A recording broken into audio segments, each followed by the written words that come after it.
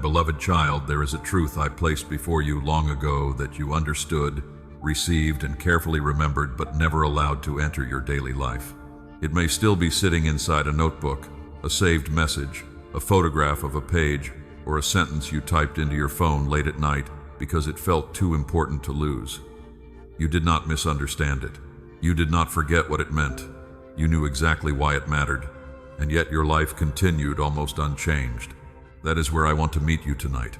Perhaps you have collected words about courage, forgiveness, purpose, discipline, healing, or obedience. You have highlighted passages, copied prayers, saved videos, and written promises to yourself.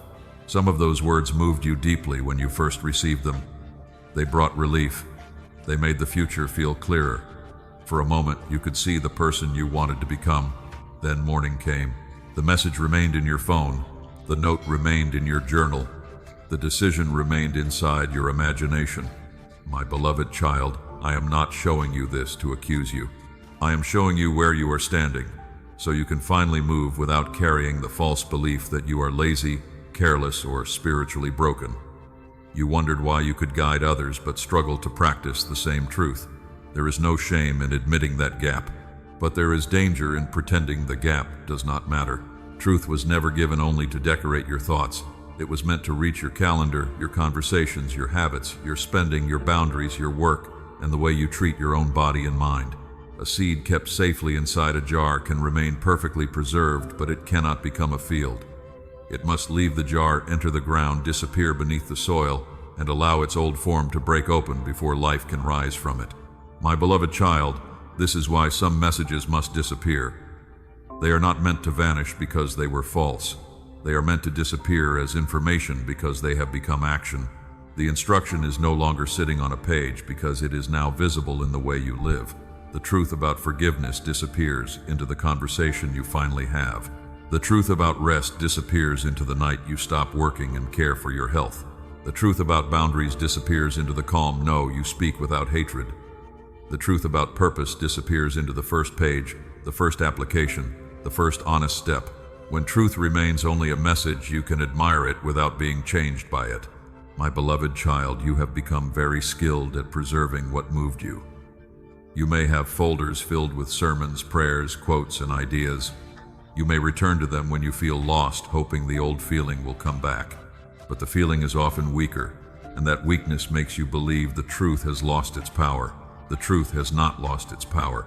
It is waiting for a destination. Think about the Israelites gathering manna in the wilderness. They received what was needed for the day, but they were warned not to store it from fear, as though daily provision could be controlled by hoarding. What was given had a purpose for that day. When it was treated only as something to keep, it no longer served that purpose. My beloved child, some truth is like daily bread. It is meant to be received, trusted, and used. You do not need another shelf filled with words you already agree with. You need one truth to leave the shelf and become something visible. This does not mean you must make a dramatic change tonight. Large promises often create another place to hide. You become inspired, plan an entirely new life, and then feel defeated when ordinary responsibilities return. I am not asking for a performance, I am asking for honesty. What is one thing you already know that your life has not yet practiced? Perhaps you know you need to apologize. Perhaps you know you need to make an appointment. Perhaps you know one connection needs a boundary. Perhaps you know a task has remained unfinished because fear keeps calling preparation wisdom. Perhaps you know you need to ask for help instead of pretending you can carry everything alone. Do not search for the most impressive answer. Let the simplest true answer rise. My beloved child, the weight you feel is not always the weight of what you do not know. Sometimes it is the weight of what you already know, but continue carrying without movement. Every unmade decision remains present in the background. Every delayed conversation quietly asks for attention. Every promise repeatedly postponed becomes another reason to doubt yourself. Then you search for another message, because receiving feels easier than beginning. I understand why. A new message gives hope without yet requiring risk. Action may expose you to uncertainty, rejection, inconvenience, or the possibility that the first step will not be perfect. But my beloved child, the first step does not need to be perfect. It only needs to be real. James wrote that a person who hears truth but does not practice it is like someone who looks into a mirror, walks away, and forgets what was seen. The mirror was not useless. The reflection was accurate. The loss happened when the person left without responding. You have looked into many mirrors. Tonight, do not search for another reflection. Stay with the one already before you. You are not being condemned for every message you stored. Those messages helped you survive, understand, and hope. Some were necessary before you were ready to act. But preservation cannot remain your final relationship with truth. My beloved child, you are not an archive built to hold endless revelation. You are a living person called to let truth take flesh through ordinary obedience. Before this journey is complete, I will show you why understanding can feel like progress, even when nothing outside you changes. I will help you release the shame you have called laziness. And I will give you one small instruction that can move a truth from storage into your actual life. For now, comment, "I will live what I receive," as your declaration today. And remain close, my beloved child, because in the next part, I will give you 3 clear promises for this journey and show you exactly what will become different before we reach the end together. Remain close, my beloved child, because I do not want you to leave this moment with another beautiful sentence and no clear direction. You have already recognized the truth you stored instead of lived. Now I want to tell you exactly what this journey will give you, so you can follow where I am leading. Hold 3 promises tonight, not vague promises, not promises that disappear when the music ends. These are practical promises, and each will meet a place where you have struggled. The first promise is this: you will understand why knowing more has not always changed the shape of your days. My beloved child, you have probably assumed that greater understanding should automatically produce greater movement. You thought that once the message became clear, action would follow naturally. Sometimes it did. Other times the truth felt powerful, but your routine looked the same the next morning. You blamed yourself quietly. You said you needed stronger discipline. You promised to become more serious. You created another plan, set another alarm, or waited for motivation. But before this journey is complete, I will help you see the pattern beneath that cycle. You will learn why insight can bring relief before behavior changes. You will see how the feeling of clarity can sometimes make a person believe movement has already begun, even when nothing has entered the calendar, the conversation, or the physical world. This understanding will not excuse avoidance. It will locate it. There is a difference. An excuse protects a pattern from change. A true diagnosis shows you where change can begin. My beloved child, you cannot repair a door by blaming the person standing outside it. You must first discover where the hinge is stuck. In the same way, you cannot close the gap between truth and action while treating your entire character as the problem. The second promise is this: you will release some of the weight you have been calling laziness. I know the private language you have used against yourself. You have called yourself inconsistent, unfocused, weak, undisciplined, unreliable. You have watched other people act quickly and wondered why every meaningful step seems to become complicated inside you. You have remembered all the times you began with passion and stopped when life became ordinary again. My beloved child, I will not flatter you by saying every delay was harmless. Some things should have been faced sooner. Some choices were postponed because fear, comfort, pride, or avoidance became stronger than honesty. But your failures are not the whole truth about you. There have also been times when you moved without hesitation. When someone you loved needed help, you found strength. When a real emergency appeared, you acted. When another person was falling apart, you knew what to say and where to go. That means your ability to move has not disappeared. The person frozen in one area can become courageous in another. So the question is not simply whether you possess discipline. The deeper question is what lets truth reach action in one moment but traps it in thought in another. We will examine that without shame. Peter once believed his courage was stronger than it truly was. When pressure came, he denied knowing Jesus. Yet that failure was not the final definition of his life. He was confronted, restored, and eventually became someone who could stand with greater honesty. My beloved child, I do not reveal weakness to imprison you inside it. I reveal it so restoration can become practical. You will not be asked to hate the version of yourself who struggled. You will understand that person, name the pattern, and build a different response. The third promise is this: Before this journey ends, you will receive one instruction small enough to practice immediately. You will not need a perfect morning. You will not need an empty week. You will not need to reorganize your life before beginning. The action will be visible and connected to truth you already carry. My beloved child, large intentions often become another hiding place. You promise to change everything, and because everything cannot change in one day, nothing changes at all. I will lead you towards something smaller. One message sent, one honest sentence spoken, one appointment scheduled, one page written, one boundary clarified, one unfinished task placed on the calendar, one request for help. The action may look ordinary, but ordinary obedience builds structure. Remember when the servants at the wedding in Cana were told to fill the jars with water. They were not asked to understand every part of what would happen. They were given a clear action within reach. They filled what was in front of them, and the next part unfolded from there. My beloved child, you do not always need the entire explanation before taking the next faithful step. You need enough truth to move honestly. These are the 3 promises. You will understand the mechanism. You will release false shame. You will receive one small action. Hold them carefully, but do not turn them into another set of notes you admire and forget.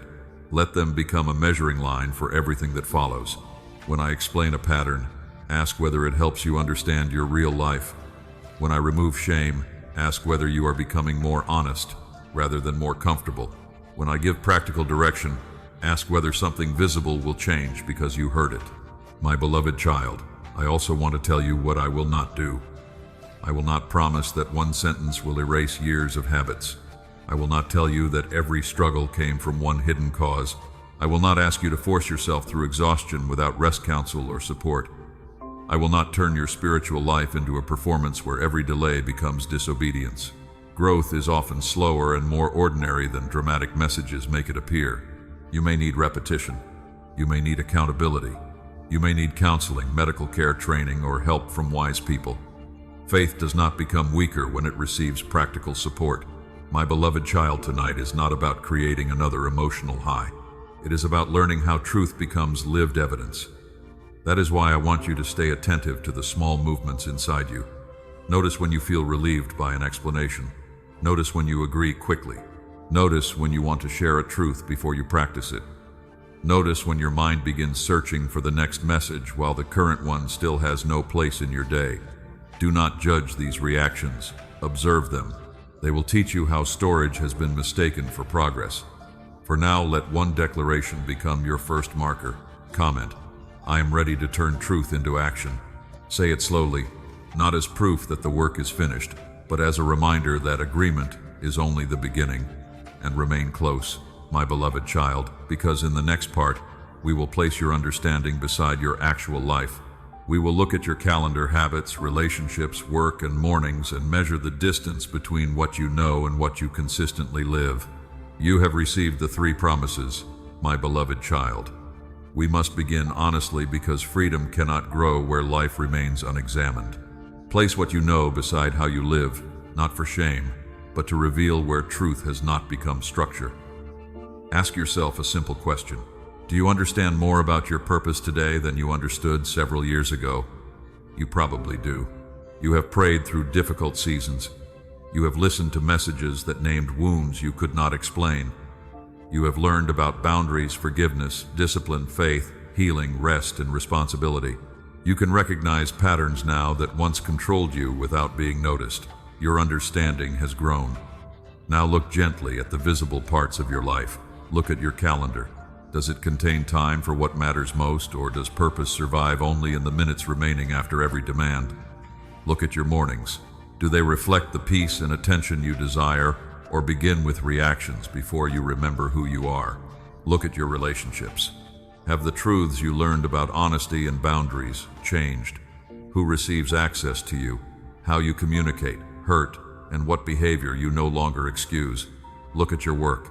Has the calling you describe become completed tasks, practiced skills, applications, conversations, or service? Or does it remain mostly inside plans you revisit when inspiration returns? Look at your finances. Have your beliefs about stewardship become a budget, a changed habit, a reduced expense, or a request for wise help? My beloved child, do not rush past these questions. The distance between what you know and what you live is not measured by how emotional a message made you feel. It is measured by what became different after the feeling passed. That distance may be smaller than you think in some areas. You may already be more patient than you were. You may have ended one unhealthy pattern, apologized, where pride once kept you silent, or remained faithful in a responsibility no one celebrates. Do not erase real growth simply because your life is unfinished. But do not use progress in one place to avoid truth in another. Perhaps you know how to speak wisely about rest, yet your body remains exhausted because you refuse to stop. Perhaps you understand forgiveness, yet you keep rehearsing the same offense because anger gives you a sense of control. Perhaps you teach others to trust me, yet you make every decision from fear of losing approval, money, or companionship. Perhaps you know a relationship is unhealthy, but loneliness keeps persuading you to reopen the same door. Perhaps you have spoken about your assignment for years, while the first practical step remains undone. My beloved child, this is the gap. It is not the space between being worthless and becoming worthy. It is the space between revelation and embodiment.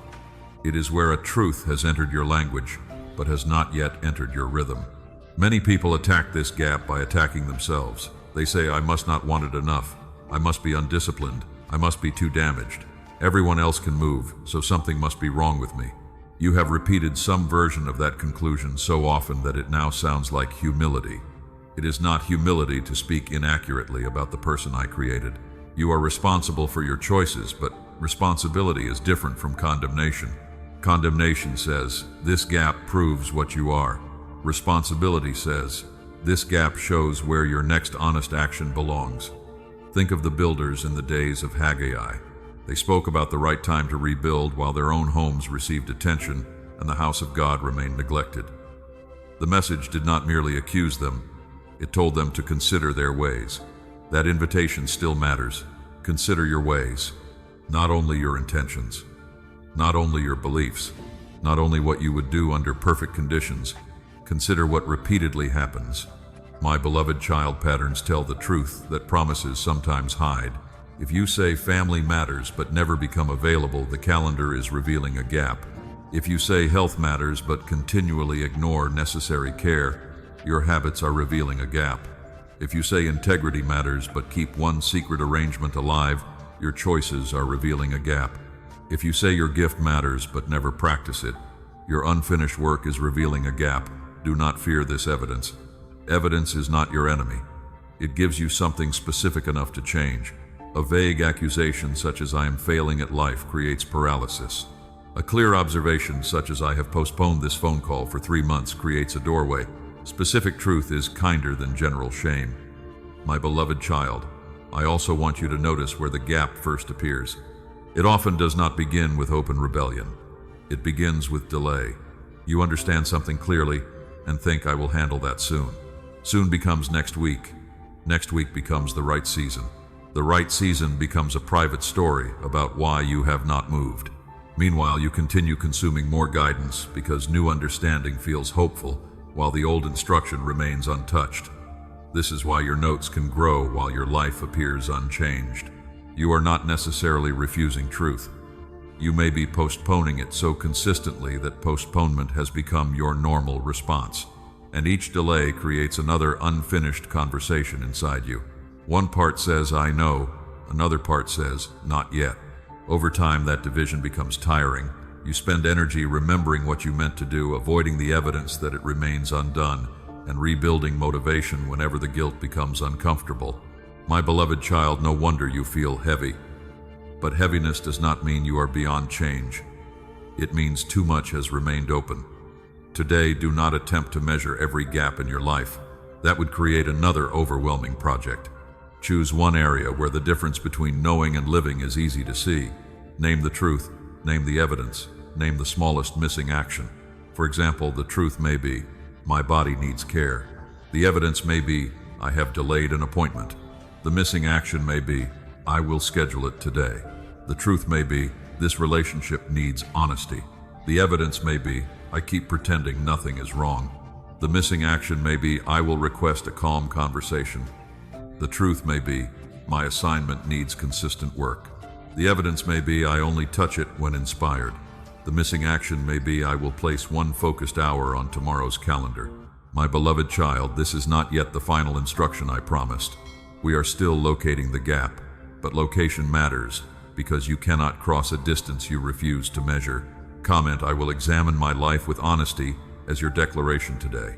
And remain close, my beloved child, because the next part will explain something that may change the way you read your entire history. I will show you why understanding itself can sometimes deliver a feeling of reward before action begins, and why that early relief can quietly stop movement before it reaches your hands. You have measured the distance between what you know and what you consistently live, my beloved child. Now I want to show you why that distance can remain even when the truth was real, the prayer was sincere, and your desire to change was honest. Something important can happen the moment understanding arrives. Confusion begins to loosen. A question that troubled you suddenly has language.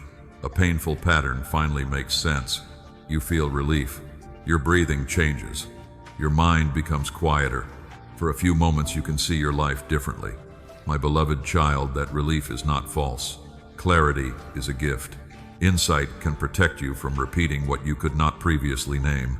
It can help you recognize danger, understand grief, identify a boundary, or see where fear has been guiding your decisions. But relief can arrive before change. That is the part many people never notice. The moment you understand something, you may feel as though movement has already begun. The emotional pressure drops, hope returns, and the future seems closer.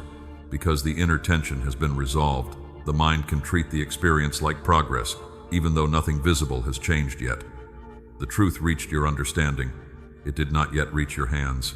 My beloved child, this is the reward that arrives too early. You received the comfort that was meant to support action before the action began. You felt the satisfaction of clarity before building the structure clarity required. You saw the destination so vividly that part of you believed the journey had already started. This does not mean you were pretending. It means the feeling of insight can be powerful enough to resemble the feeling of completion. Think about a room that has been dark for a long time. When the light finally comes on, relief fills the room immediately. You can see the boxes, the dust, the broken chair, and the path to the door. But turning on the light does not move the boxes. It does not repair the chair. It does not clean the floor. The light makes action possible, but it is not the action itself. My beloved child, revelation is often the light. Obedience is what begins moving through the room. Many times you stopped at the light because seeing clearly felt so different from confusion. The contrast was strong enough to feel like transformation. You wrote the insight down. You underlined it. You told yourself, this changes everything. Then daily life returned. The message remained true. The boxes remained where they were. And because the emotional reward had already come, the urgency to act became quieter. This is why you may have experienced powerful nights followed by ordinary mornings. You were not necessarily dishonest during the night. You truly meant what you prayed. You truly understood what needed to change. But understanding alone did not create a plan, a boundary, a conversation, a budget, a schedule, or a repeated habit. My beloved child, intention is important, but intention still needs a body. It needs a time. It needs a place. It needs a visible decision. Without those things, inspiration can become a private experience rather than a lived response. The prophet Ezekiel described people who came to hear a message, listened with interest, and spoke warmly about what they heard, yet did not put it into practice. The words sounded beautiful to them, almost like music performed well, but beauty alone did not change their conduct. My beloved child, this is not only an ancient pattern. A message can move you emotionally while leaving your routine untouched. A prayer can make you cry while an apology remains unsent. A teaching about stewardship can inspire you while your spending remains unexamined.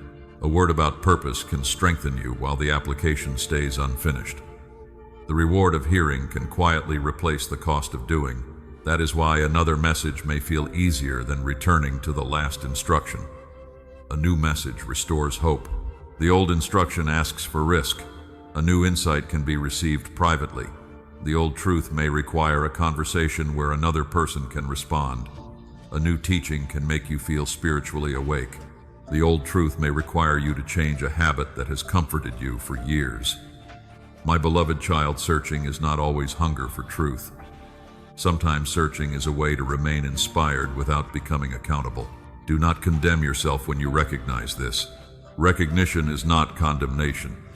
It is the moment you stop blaming your entire character and begin observing the sequence. First tension, then insight, then relief, then the assumption that something meaningful has already happened, then delay, then another search when the old feeling fades. This cycle can repeat so often that you begin believing you need a stronger revelation. But the problem may not be the strength of the message. The problem may be that the message was never connected to a next step while it was still clear. My beloved child, more force is not always the answer. Shouting at yourself will not turn insight into structure. Creating a larger promise may only create a larger place to fail. The answer begins with separating the reward of understanding from the evidence of action. After something becomes clear, ask yourself gently, what has changed outside my thoughts because this is true? Do not answer with how deeply you felt it. Do not answer with how well you can explain it. Do not answer with how many people agreed when you shared it. Look for evidence. Did you schedule the appointment? Did you write the page? Did you remove the distraction? Did you tell the truth? Did you ask for help? Did you change the access someone has to your life? Did you place the task on a real calendar? My beloved child, visible evidence does not need to be dramatic. A small, faithful action protects truth from becoming only a memory of inspiration. You may still feel uncertain, you may still be afraid, you may not know every step, but when one real action follows, understanding the truth begins entering your life instead of remaining above it. This is how you stop being paid only by insight. You allow action to carry part of the reward. You let completion feel different from comprehension. You begin teaching your own heart that clarity is a beginning, not an ending. For now, think of the last message that gave you relief. Ask what it clarified, then ask what it changed. If the answer is nothing visible yet, do not shame yourself. Simply tell the truth. That honest answer is not a verdict, it is a doorway. Once you know where the reward arrived too early, you can reconnect understanding with responsibility and let truth move forward again. Comment clarity is my beginning, not my completion, as your declaration today. And remain close, my beloved child, because in the next part I will show you 5 signs that reveal when truth has become trapped in storage. You may recognize them in your notes, your searching, your tiredness, your teaching, and the quiet way you have begun questioning your own integrity. You have seen how relief can arrive before action, my beloved child. Now I want to help you recognize what happens when that pattern repeats for months or years. The signs are often quiet. They do not always look like rebellion. In fact, they can appear inside a sincere, prayerful, thoughtful life. That is why the archive trap is difficult to notice. It can look like devotion. It can feel like depth. It can even make other people believe you are moving forward. But beneath the appearance, truth may be collecting faster than it is becoming visible. The first sign is this. You can teach what you have not yet practiced. Someone comes to you confused, and suddenly your words become clear. You explain forgiveness, boundaries, courage, or faith in a way that reaches them. They leave encouraged. They make a decision. They begin changing. Then you return to your own life and realize the same truth has not entered your habits. My beloved child, this does not make you a hypocrite. Hypocrisy pretends to possess a character it does not value. What I am describing is different. You value the truth. You understand it. You may even carry a genuine gift for helping others see it. But your ability to explain a path is not the same as walking it. Moses could describe freedom before the people knew how to live as free people. Knowledge of the destination did not remove the need for daily dependence, correction, and obedience. The question is not whether your words helped someone. The question is whether the truth has reached you too. The second sign is the small flinch you feel when you open an old note. You recognize your own handwriting. You remember the night the message felt urgent. You remember promising that things would be different. Then something tightens inside you. It lasts only a moment. You may close the note quickly, scroll away, or tell yourself you will return when you have more energy. My beloved child, that reaction is information. It may contain disappointment, grief, embarrassment, or the pain of an unfinished promise. It does not prove that you are false. It shows that part of you remembers the distance between what you received and what you lived. Do not attack yourself for the flinch. Listen to it. Ask what remains unfinished. Ask what action the note was waiting to become. A journal should not become a courtroom where every old page testifies against you. It can become a map showing where truth still needs a destination. The third sign is that you continue searching, while earlier truth remains unused. You look for the next message, the next confirmation, the next prayer, the next teacher who can explain what you already understand in a fresher way. Searching feels hopeful because it gives you something new to hold. Returning to an old instruction feels heavier because it asks you to face what has not moved. My beloved child, spiritual hunger is good, but hunger can become avoidance when you keep receiving what you are unwilling to practice. The people in the wilderness were given enough manna for the day. They were taught to trust daily provision rather than collect from fear. In the same way, some truth must be used before more truth can become helpful. You may not need another answer. You may need to spend the last one. Pause before opening another folder tonight. Choose one message you saved because it felt important. Read only enough to remember what it asked of you. Then close the folder and name one visible response. This simple practice begins separating genuine hunger from the habit of collecting without movement or cost. The fourth sign is tiredness that ordinary rest does not fully touch. You sleep, but something still feels unfinished when you wake. You take time away, yet your mind continues carrying conversations, decisions, promises, and tasks that remain open. Part of you is always remembering what should have been done. Part of you is always preparing to begin. Part of you is always avoiding the evidence that nothing has changed yet. My beloved child, not all tiredness has one cause. Your body may need medical care, better sleep, nourishment, movement, counseling, or relief from responsibilities that have become too heavy. Do not reduce every form of exhaustion to a spiritual explanation. But unfinished truth can add weight. It requires attention to remain available. It keeps a small part of your mind turned toward what you postponed. One open responsibility may feel manageable. Many unfinished decisions can create a quiet load that follows you through the day. You are not weak because you feel it. You may simply be carrying too much without completion. The fifth sign is the one many people are afraid to say aloud. You have started feeling like a fraud even though you have not intentionally lied. Others may see wisdom in you. They may trust your prayers, your advice, or your understanding. Yet you know the distance between what you say and what your ordinary days contain. That gap can make praise uncomfortable. You may wonder what people would think if they saw your unfinished work, your repeated patterns, or the conversations you keep avoiding. My beloved child, hear me clearly. Feeling divided does not mean your entire life is false. It means your inner convictions and outer patterns are asking to be brought closer together. The answer is not to hide your gifts. The answer is not to stop helping people. The answer is to let the truth you offer others become personal again. Return to your own words. Ask where they belong in your calendar. Ask what they require in your relationships. Ask what they change in your habits. Integrity is not never having a gap. Integrity is becoming willing to see the gap and respond honestly. These are the 5 signs. You teach what you have not practiced. You flinch when old notes return. You keep searching while earlier truth waits. You carry tiredness that unfinished things may be deepening. You feel divided between the person others see and the life you privately know. My beloved child, if you recognized yourself, do not turn recognition into another accusation. You are not under receiving. You may be overholding. Your hands may be full of words, plans, convictions, and promises that were never given a place to land. This is why more revelation has not always made you lighter.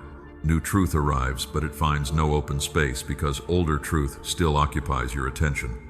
The silence you feared may not mean I have rejected you. It may be an invitation to use what has already been placed before you.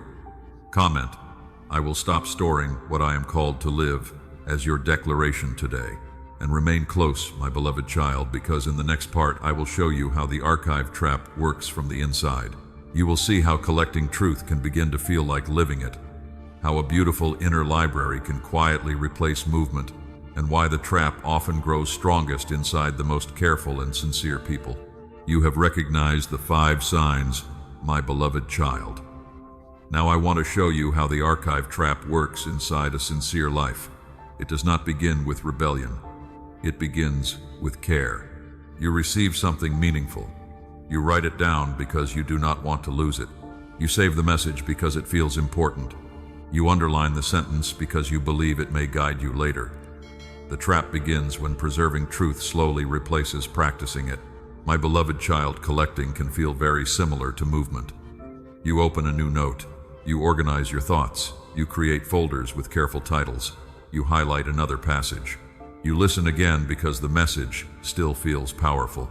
But engagement is not always transformation. A map can be studied for hours without a step being taken. A recipe can be copied perfectly while the kitchen remains untouched. A seed catalog can be beautiful while the field remains empty.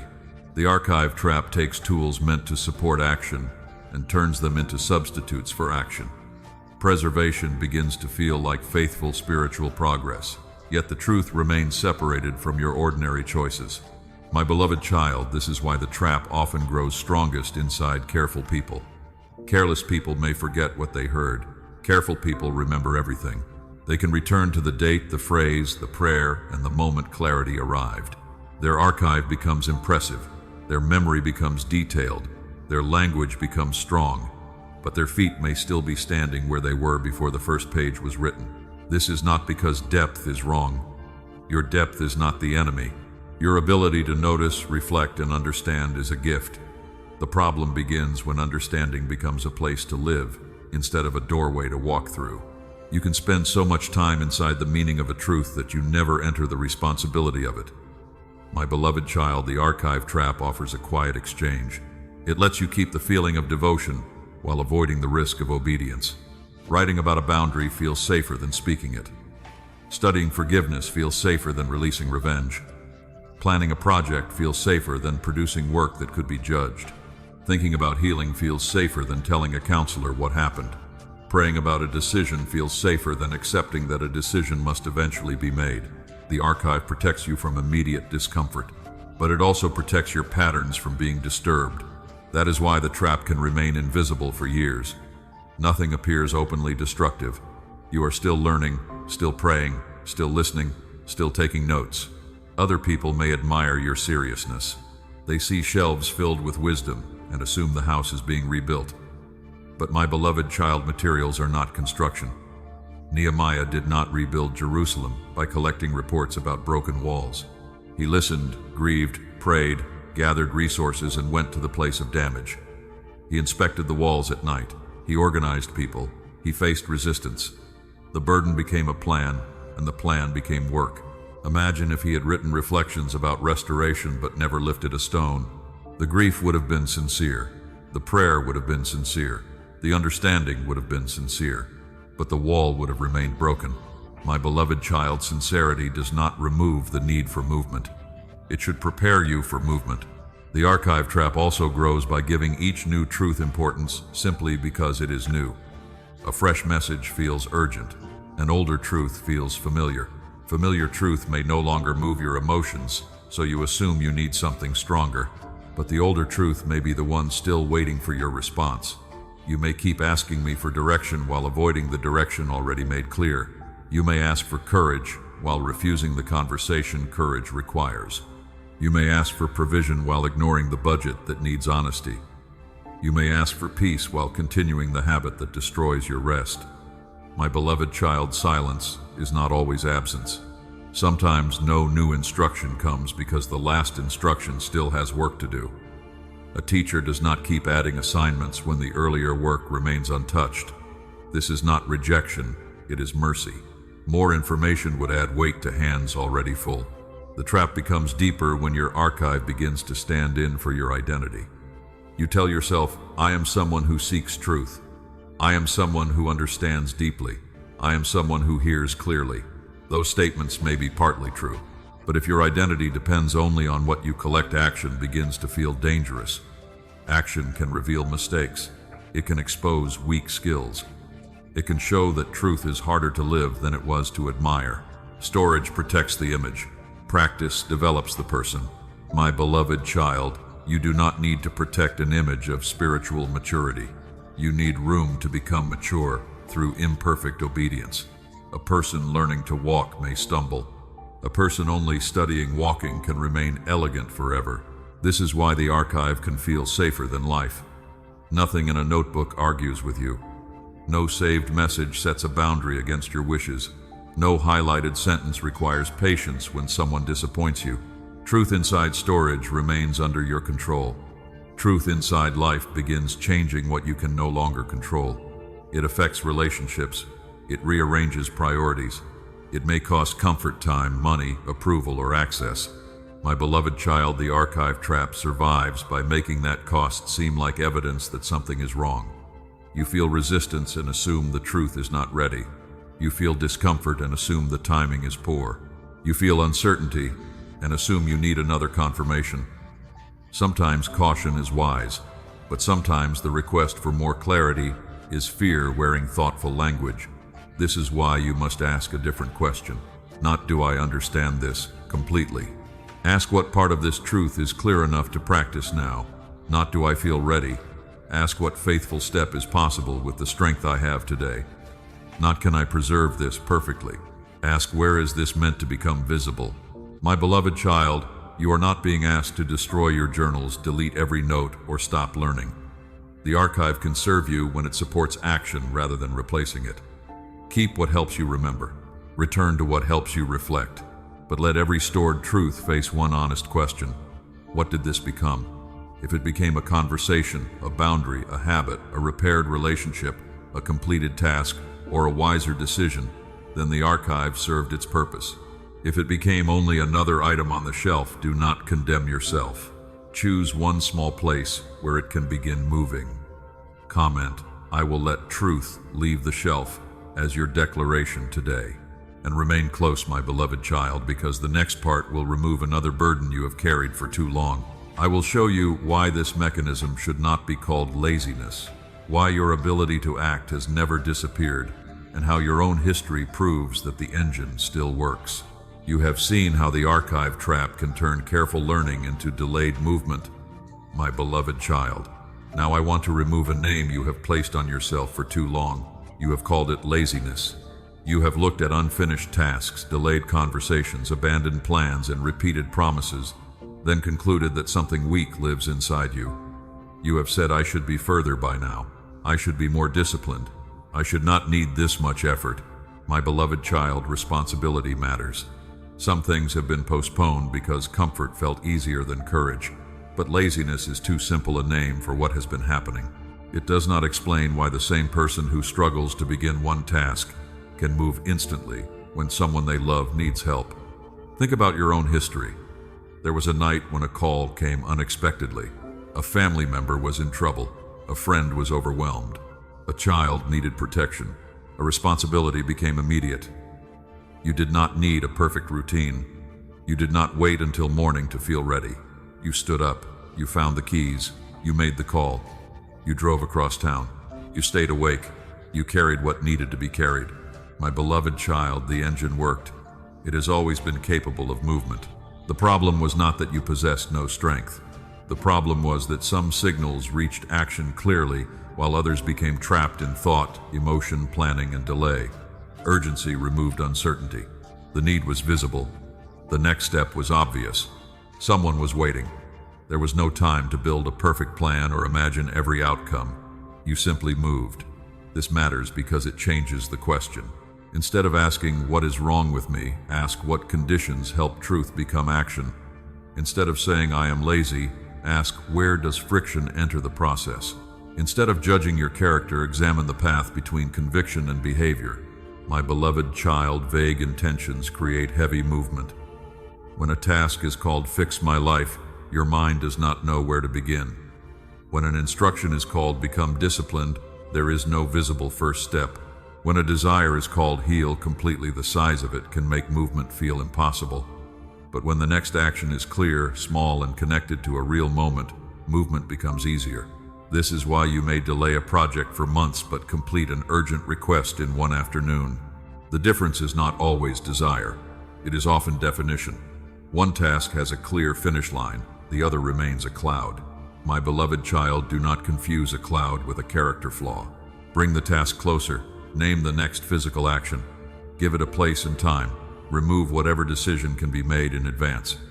If you need to write, open the document before the scheduled hour. If you need to call, place the number where you can see it. If you need to speak honestly, write the first sentence you must say. If you need help, identify the person and send the request. Consider Elijah beneath the tree after a season of intense strain. He was exhausted, afraid, and ready to stop. I did not begin by accusing him of laziness. He received food, water, and rest before he was asked to continue. My beloved child, exhaustion can look like avoidance from the outside. Grief can look like lack of discipline. Anxiety can make simple tasks feel unusually large. Depression can reduce energy and concentration. Physical illness can affect motivation. Overwork can leave no strength for meaningful action. That is why honest discernment matters. Do not call every delay laziness when your body or mind may need care. Seek medical help when symptoms persist. Speak with a qualified counselor when emotional pain interferes with daily life. Ask trusted people for support. Rest is not always avoidance. Sometimes rest makes responsible movement possible again, but do not use compassion as another hiding place. If you are rested, supported, and clear about the next step, yet repeatedly choose comfort over responsibility, name that honestly too. My beloved child, grace does not remove accountability. Grace gives you a safe place to face reality without turning one behavior into your identity.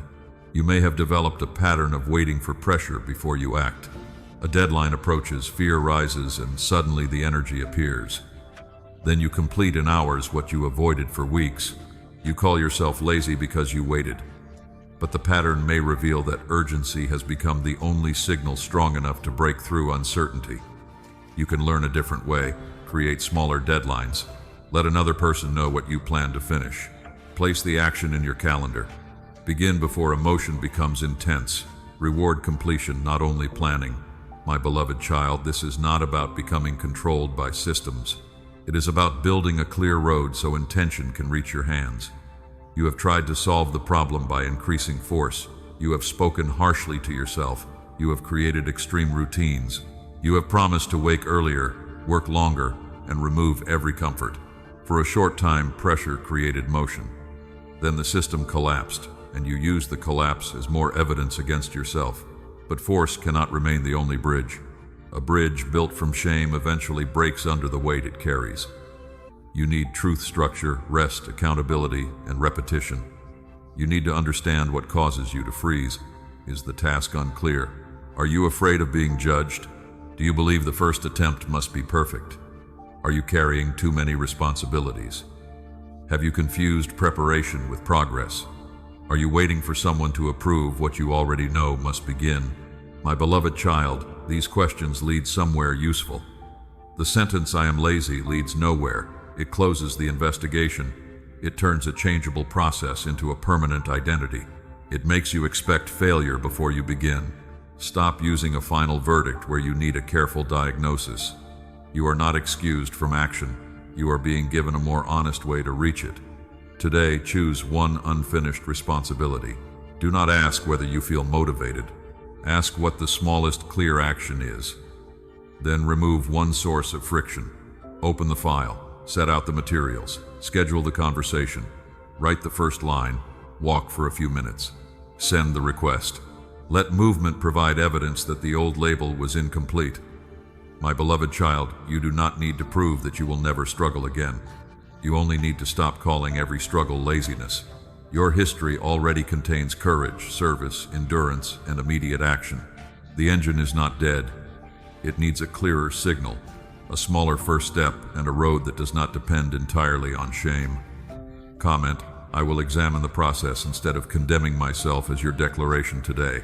And remain close, my beloved child, because in the next part I will show you why truth can lose its intended purpose when it is preserved but never circulated. You will see why keeping something safe is not the same as being faithful with what you received. You have stopped calling the mechanism laziness. My beloved child, now I want you to see what happens when truth is protected so carefully that it never reaches the purpose for which it was given. Not everything preserved is being stewarded. Some things are meant to remain safe.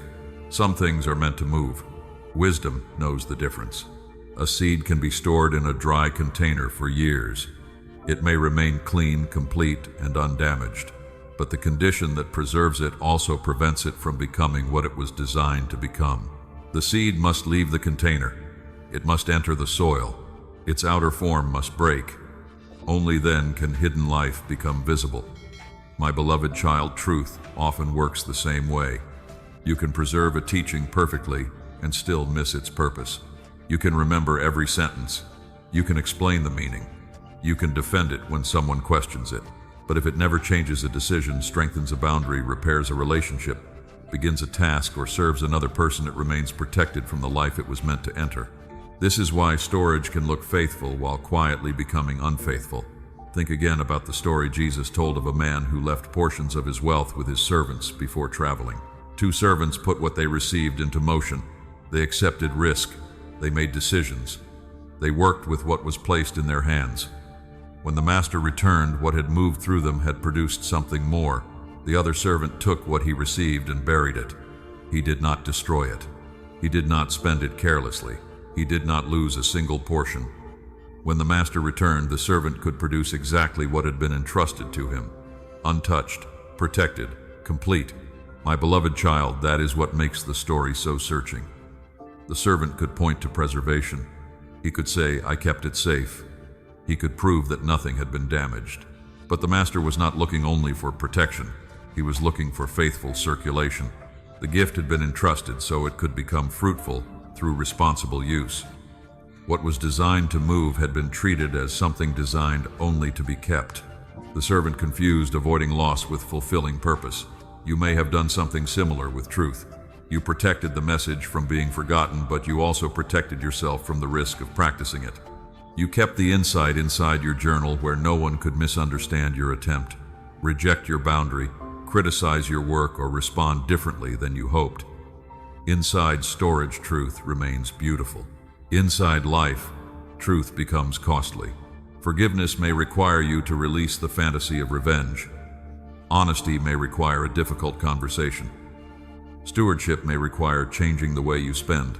Rest may require disappointing someone who expects constant access. Purpose may require producing imperfect work before you feel prepared. My beloved child, circulation always introduces reality. A sentence in a notebook never challenges the way you interpret it. A plan written privately never reveals whether it can survive ordinary pressure. A promise made in prayer never has to face the inconvenience of another person's schedule. But truth was not given only to remain protected from difficulty. It was given to shape how you walk through difficulty. The light in a lamp was not meant to be covered and admired. It was meant to help people see where they were going. Bread was not meant to remain displayed until no one could eat it. It was meant to be broken and shared. Water was not meant to remain sealed while thirsty people stood nearby. My beloved child, usefulness often requires release. This does not mean sharing every personal revelation publicly. Circulation is not the same as exposure. Some truth must first become private obedience before it becomes public testimony. A boundary may need to be practiced quietly. A habit may need time to take root. A plan may need wise counsel before announcement. A wound may need confidential care rather than an audience. The question is not, have I told everyone? The question is, has this truth reached its intended destination? Sometimes that destination is your own behavior. Sometimes it is a conversation. Sometimes it is a repaired responsibility. Sometimes it is an act of service. Sometimes it is a decision no one else will see. My beloved child, a truth can circulate through hidden faithfulness. You need evidence in daily life that the message has left storage. Ask yourself what each truth was meant to do. Was it meant to make you more patient with someone difficult? Was it meant to move you toward professional help? Was it meant to end a pattern of dishonesty? Was it meant to begin a piece of work? Was it meant to teach you how to rest without guilt? Was it meant to make your faith visible through responsibility rather than language? If the answer is clear, preservation alone is no longer enough. You must allow truth to take a form. My beloved child, form is what makes obedience visible. A conviction about generosity becomes an amount, a person, and a decision. A conviction about reconciliation becomes a conversation shaped by humility and boundaries. A conviction about health becomes an appointment, a meal, a walk, or a needed change. A conviction about calling becomes a scheduled hour and completed work. Without form, truth can remain inspiring and unfinished. Do not confuse this with pressure to act recklessly. Faithful circulation still requires discernment. The servants who used what they received were not praised for careless risk. They were praised because they accepted responsibility for what had been entrusted to them. You may need to research. You may need to ask questions. You may need wise counsel. You may need to wait until another person is safe to approach. But waiting for wisdom is different from hiding from action. One prepares movement. The other keeps truth buried. My beloved child, you will know the difference by what waiting produces. Wise waiting gathers clarity and moves toward a decision. Avoidant waiting creates new reasons to remain where you are. Today, choose one truth you have preserved well. Honor the fact that it mattered enough to keep. Then ask what purpose it was meant to serve. Do not ask how impressive the response should be. Ask where the truth needs to move. Perhaps it needs to move from your journal into your calendar, from your prayer into an apology, from your intention into a boundary, from your fear into a request for help, from your plan into one completed step. Let it circulate. Let it become useful. Let what you received produce something beyond the memory of receiving it. Comment, I will use what has been entrusted to me as your declaration today. And remain close, my beloved child, because truth that remains unused does not always stay neutral. In the next part, I will show you how unfinished messages become open loops, how those loops begin repeating beneath your days, and how a report about what you have not done can slowly become a belief about who you are. Truth that remains unused does not always stay quiet, my beloved child. You have seen why preservation is not the same as faithfulness. Now I want to show you what can happen when unfinished truth continues living beneath your days without becoming action. It can become an open loop. An open loop is something your mind still recognizes as unfinished. A conversation you know must happen. A task you promised to complete. A boundary you meant to establish. A decision you keep postponing. A truth you wrote down but never placed into practice. My beloved child, these unfinished things often remain in the background. But background does not mean absent. A part of you remembers. A part of you knows there is still a difference between what you believe and what you repeatedly do. Many open loops can begin shaping the way you see yourself. At first, the inner sentence is simple. I know what I should do, and I have not done it yet. That sentence describes behavior. It names one unfinished response. It is specific, honest, open to change. But when the same pattern repeats, the sentence can begin changing. I know, and I still do not do. Then it becomes, I never follow through. Then I cannot trust myself. Then I am inconsistent. Then I am false. My beloved child, notice what happened. A report about one behavior became a verdict about your whole identity. The unfinished task was real. The final conclusion was not. You may have delayed an action, but delay is not your name. You may have broken a promise, but failure is not the full definition of your character. You may need repentance, repair, structure, or support, but you do not need to turn every unfinished responsibility into evidence that you are beyond change. This is one reason old notes can feel heavy. You are not only remembering the message, you are remembering the promise you made when you received it. You are remembering how little became visible afterward. The page begins to feel like a witness against you. My beloved child, a page cannot judge you. It can only reveal where something remains incomplete. The difference matters. Judgment says, this proves who you are. Truth says, this shows what still needs attention. One closes the door, the other points toward it. Think of Gideon hiding in fear while the enemy consumed the harvest of his people. He saw himself as weak, insignificant, and unable to change anything.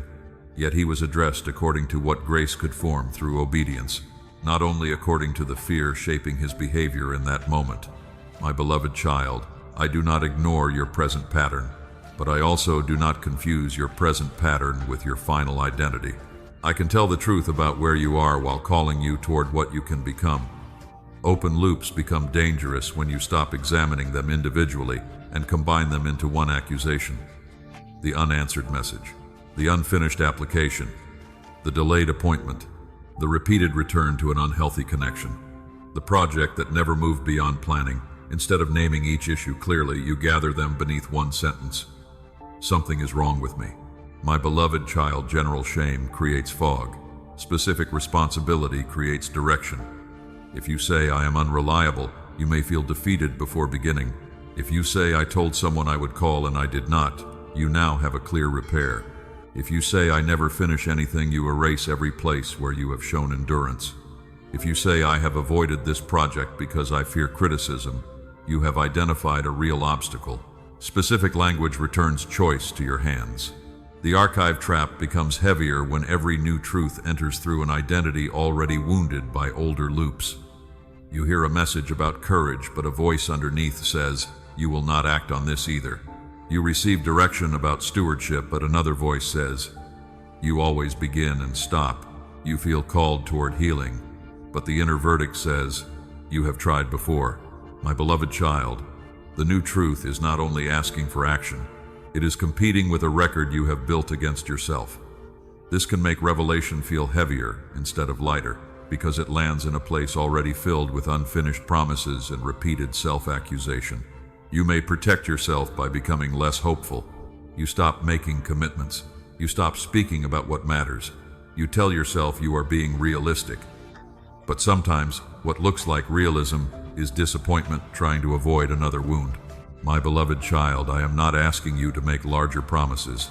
I am asking you to rebuild trust through smaller evidence. Self-trust is rarely restored by one dramatic declaration. It grows when your actions begin agreeing with your words in ordinary places. You say you will send one message, and you send it. You schedule 1 hour, and you honor it. You set one boundary, and you maintain it calmly. You ask for help, and you remain available to receive it. Each completed action closes one loop. Each closed loop corrects the old verdict, not through fantasy. My beloved child, this is how identity begins healing. You do not repeat, I am reliable, while ignoring every broken commitment. You practice reliability in a form small enough to complete. You do not claim discipline as an image. You complete one responsibility when no one is watching. You do not announce that everything has changed. You allow change to become visible through repetition. There may also be loops you cannot close alone. A relationship may require another person's willingness. An old injury may need professional care. A financial issue may require qualified advice. A family conflict may not end simply because you communicate well. My beloved child, your responsibility is not to control every outcome. Your responsibility is to complete the faithful action that belongs to you. You can apologize even if forgiveness is not immediate. You can request a conversation even if the other person refuses. You can seek help even if healing takes time. You can create a plan even if circumstances remain difficult. Completion does not always mean the entire problem disappears. Sometimes it means you no longer avoid your part. Today, choose one open loop that has begun speaking too loudly about your identity. Write the behavior without insulting yourself. Name what remains unfinished. Decide whether it requires action, repair, release, support, or acceptance. Then choose the smallest response that belongs to you. My beloved child, you are not the sum of everything you delayed.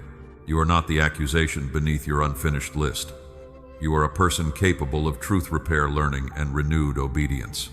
Comment: my unfinished actions are not my identity as your declaration today. And remain close, my beloved child, because in the next part I will show you why hearing was never meant to remain separate from doing. We will bring understanding and obedience back together, so truth no longer stops in your mind, but continues into the life you are being called to live. You have seen how unfinished truth can begin speaking as though it defines you. My beloved child, now I want to bring two things back together that were never meant to remain separated: hearing and obedience. First, the message arrives, then later you will respond.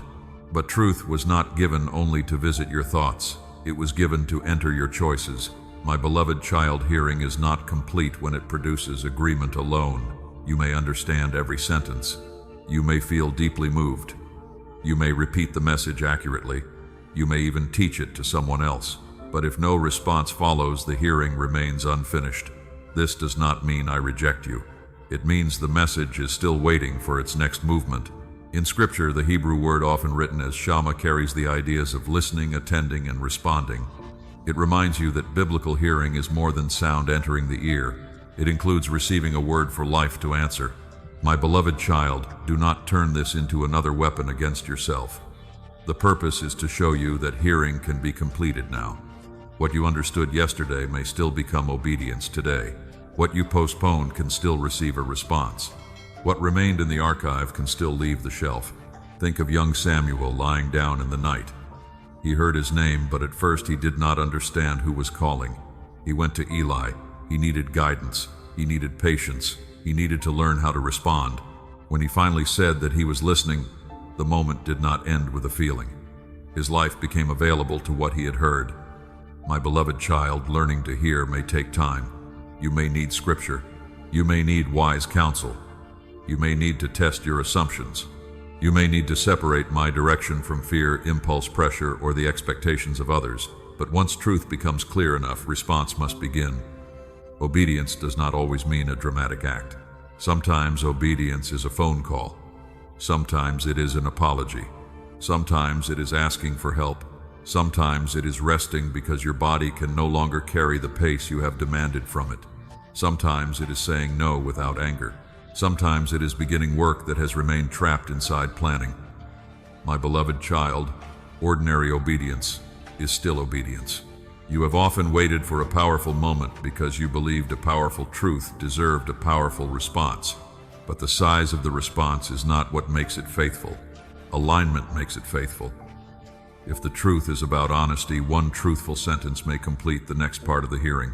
If the truth is about stewardship, one changed expense may become the response.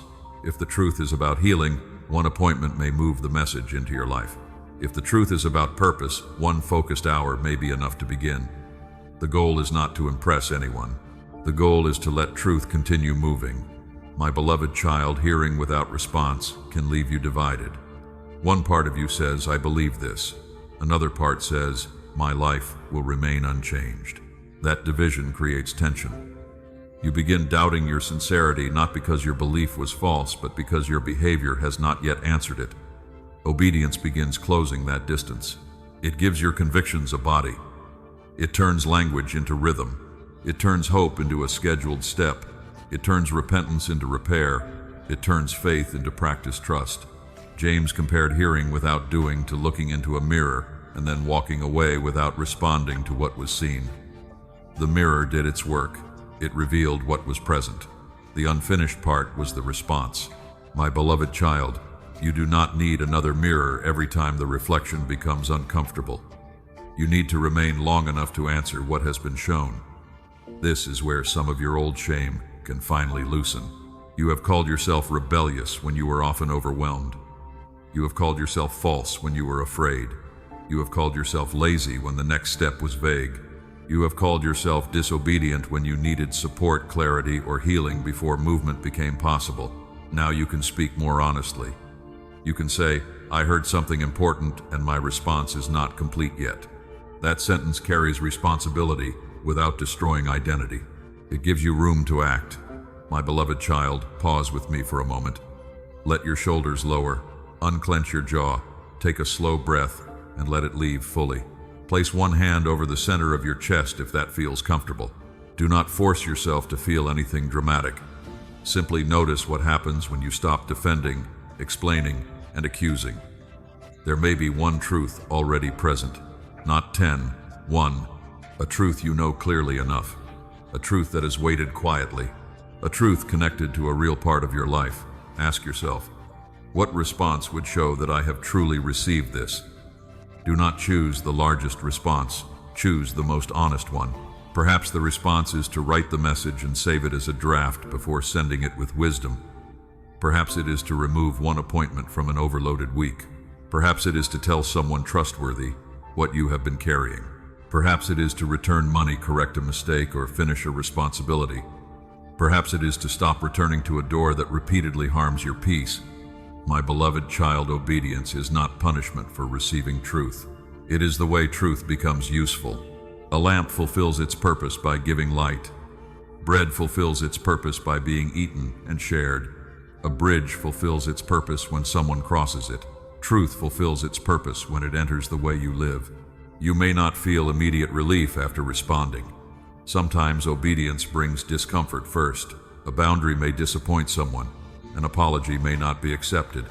A new habit may feel awkward. A completed task may reveal more work. Do not mistake discomfort for failure. The evidence of obedience is not always emotional peace in the first moment. Sometimes it is simply that you did the faithful thing available to you. My beloved child, this is how hearing and obedience become one movement again. You listen with attention. You test with wisdom. You identify what is clear. You respond in a form that can be seen. Then you remain teachable about what follows. You do not need to complete your entire calling today. You need to complete the next response. Each faithful response weakens the old identity built from open loops. Each response says, I am not trapped in what I delayed. Each response teaches your heart that truth can travel through you. Comment, I will complete my hearing through faithful action as your declaration today. And remain close, my beloved child, because in the next part I will show you the identity that replaces the archive. You were never created only to hold truth. You were created to carry it toward the person, place, decision, and purpose it was meant to reach. You have reunited hearing and obedience, my beloved child. Now receive a different way of seeing yourself. You were never created to collect truth and display how much you understand. You were created to carry it faithfully. An archive is measured by what it keeps. A carrier is measured by what reaches its destination. My beloved child, this difference changes everything. An archive can become full and still remain still. A carrier receives with movement in mind. The truth passes through thought, prayer, discernment, and then enters a decision, a conversation, a habit, a responsibility, or an act of service. You do not need to hold every message forever. You need to ask where each message belongs. Perhaps the truth about forgiveness belongs in the way you stop rehearsing revenge. Perhaps the truth about courage belongs in a conversation you have avoided. Perhaps the truth about stewardship belongs in the way you handled money this week. Perhaps the truth about purpose belongs in a page you finally write. Perhaps the truth about rest belongs in the boundary that protects your health. My beloved child, truth has a destination. It was not addressed only to your understanding. It was addressed to your Tuesday morning. It was addressed to the phone call you keep postponing. It was addressed to the room where tension has remained unspoken. It was addressed to the workbench, the classroom, the kitchen table, the appointment, and the quiet decision no one else may see. This is why storage begins to hurt. Something in you knows the message has not reached where it was meant to go. You may feel that pressure as guilt, restlessness, or heaviness. Beneath those feelings may be a simple truth. The carrier is still standing still. My beloved child, do not turn that sentence into condemnation. A carrier who has paused is still a carrier. Movement can begin again. You can pick up the message with humility and ask what faithful destination remains available now. Think of the messengers in Scripture who carried letters between churches. Their task was to deliver what had been entrusted to them. The message needed to arrive. The carrier protected it, but protection served movement. My beloved child, wisdom still matters. You are not being told to act impulsively. You are not being told to expose private pain publicly. You are not being told to speak every thought because it feels spiritual. A faithful carrier knows the difference between circulation and oversharing. Some truth belongs in private prayer before it belongs in a conversation. Some truth belongs with a counselor, pastor, doctor, or trusted mentor. Some truth belongs in careful preparation. Some truth belongs in silence until your character can carry it responsibly. Privacy can protect development. Secrecy hides what needs accountability. Know the difference. My beloved child, carrying truth does not mean turning every insight into content. You may be tempted to post the message, teach it, or send it to someone else before it has touched your behavior. Sharing can feel like movement because the words have left your mouth. But movement is incomplete if the truth travels around your life without entering it. Before you teach the boundary practice, 1. Before you explain forgiveness, release one form of revenge. Before you speak about discipline, honor one commitment. Before you encourage someone else to rest, stop treating your exhaustion as proof of faithfulness. My beloved child, let truth pass through you, not merely past you. A carrier does not become important because of the size of the package. The carrier becomes faithful by reaching the right place with what was entrusted. This means small truths matter. A reminder to call your mother, a conviction to return what is not yours, a quiet awareness that your body needs care, a clear sense that you should stop participating in gossip, a simple instruction to finish what you promised. You may overlook these because they do not feel dramatic, but ordinary destinations create an honest life. My beloved child, the person waiting at the destination may sometimes be you. Your future self may be waiting for the habit you begin today. Your body may be waiting for the appointment you schedule. Your home may be waiting for the responsibility you complete. Your heart may be waiting for the boundary you maintain. Your calling may be waiting for the hour you protect. Not every destination is a crowd. Not every act becomes a testimony. Some truth reaches its purpose through hidden obedience. This protects you from performing transformation. You do not need to announce that you are becoming different. Let decisions, consistency, repaired relationships, completed work, and wise boundaries speak. My beloved child, lived evidence is quieter than performance, but it carries greater weight. There is another reason I am changing your identity from archive to carrier. An archive asks, how much do I have? A carrier asks, what am I responsible for now? The first question can lead to comparison through teachings, books, prayers, and explanations. The second question returns you to stewardship. What has been placed in my hands today? Where does it need to go? What form must it take? What support do I need? What is the next faithful movement? My beloved child, this identity creates freedom because you do not have to carry everything at once. A responsible carrier handles one assignment at a time. You may have many saved messages, but you do not need to convert them all tonight. Choose one, let it become visible. Allow completion to create space. The goal is not frantic obedience. The goal is clear circulation. Move with prayer, move with wisdom, move with healthy limits, move without demanding perfection. If the action affects another person, respect their freedom and safety. For money, leadership, health, or legal responsibility, seek qualified guidance. Spiritual language does not remove accountability. My beloved child, truth becomes trustworthy in your hands when humility travels with it. You are not the source of every message you receive. You are not the owner of every gift. You are a steward. That should make you confident enough to move and humble enough to listen. Today, return to one truth that has remained in storage. Ask where it belongs. Does it belong in your calendar? Does it belong in an apology? Does it belong in a request for help? Does it belong in a completed task? Does it belong in a boundary? Does it belong in a private decision to stop returning to what harms you? Then move it one step closer to that destination. My beloved child, do not admire the package until you forget the address. You are not the shelf. You are not the sealed room. You are not the final destination of everything you receive. You are a carrier in transit. Comment, I will carry truth into my life as your declaration today. And remain close, my beloved child, because a carrier can still become delayed by one comfortable habit. In the next part, I will show you why agreement can feel warm, sincere, and spiritual while costing nothing, and how to break the comfort of saying yes without allowing your life to move. You have begun seeing yourself as a carrier, my beloved child. Now I want to show you one habit that can stop a carrier. Agreement without action. Agreement feels warm. It feels spiritual. It can bring tears and relief. You hear truth and say, yes, that is exactly what I needed. You nod. You pray. You write it down. You may even tell someone that the message changed you. But my beloved child, agreement is not always movement.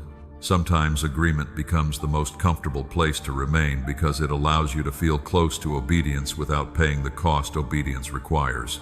You agree that forgiveness matters, but the resentment continues shaping your conversations. You agree that rest matters, but your schedule still treats exhaustion as proof of worth. You agree that honesty matters, but one important truth remains hidden. You agree that your assignment matters, but the work still has no place on the calendar. The agreement may be sincere, the movement is missing. My beloved child, this is why agreement can become difficult to recognize as a form of delay. Open resistance is obvious. If you reject truth, you know you have rejected it. But when you agree, the heart can feel settled. The tension lowers. You may believe the response is complete because nothing inside you is arguing anymore. Yet silence inside is not always obedience outside. Jesus once described two sons whose father asked them to work in the vineyard. One refused at first, but later changed his mind and went. The other answered respectfully and said he would go, but he never entered the field. My beloved child, the polite answer was not the faithful answer. The son who sounded wrong at first eventually moved. The son who sounded right remained still. This story is not permission to speak carelessly. It is a reminder that agreement is measured by what follows it. Words can reveal intention. Action reveals whether intention became responsibility.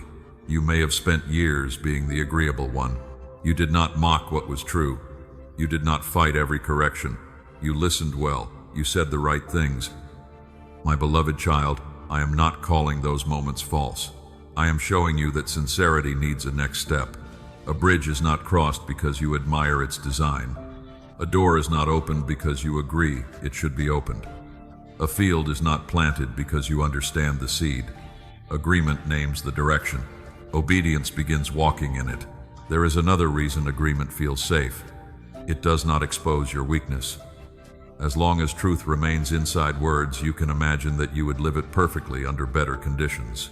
You can believe you would be courageous if the conversation happened. You can believe you would be disciplined if the schedule became easier. You can believe you would forgive if the other person apologized correctly. Action removes imagination and introduces reality. My beloved child, reality may show that your first attempt is awkward. You may speak the boundary imperfectly. You may begin the project slowly. You may need help with what you thought you understood. You may discover that obedience requires repetition, not one dramatic moment. Agreement protects the image of who you might become. Action begins forming who you actually become. This is why some people keep repeating the same declaration. The words feel powerful each time. They create courage. But when no action follows, the declaration can become another way to avoid the ordinary work of change. My beloved child, a declaration can support movement. It cannot replace movement. Commenting "I am ready" may remind you of your intention. But readiness becomes visible when something changes in your day. The message is sent, the appointment is scheduled, the apology is offered, the boundary is maintained, the first page is written, the unnecessary expense is removed. Do not mistake public agreement for private conversion. You may also use prayer as a place to delay what prayer has already made clear. You keep asking for confirmation because another confirmation feels safer than taking responsibility. You say, "Show me, give me another sign, make the timing perfect." My beloved child, patience and discernment matter. Not every strong feeling is direction, and not every decision should be rushed. But there are times when your request for more clarity is protecting you from the clarity you already have. You know the relationship needs an honest conversation. You know the work needs a beginning. You know the habit is harming you. You know help is necessary. At that point, endless agreement becomes a quiet refusal to move. Do not condemn yourself when you recognize this. You are not being exposed to shame you. You are being shown where comfort has been wearing the clothing of faithfulness. My beloved child, the answer is not to stop agreeing with truth. The answer is to let agreement become specific. Instead of saying, "I agree that I need boundaries," name the boundary. Instead of saying, "I agree that I need rest," choose the hour you will stop. Instead of saying, "I agree that I must forgive," name the act of revenge you will release.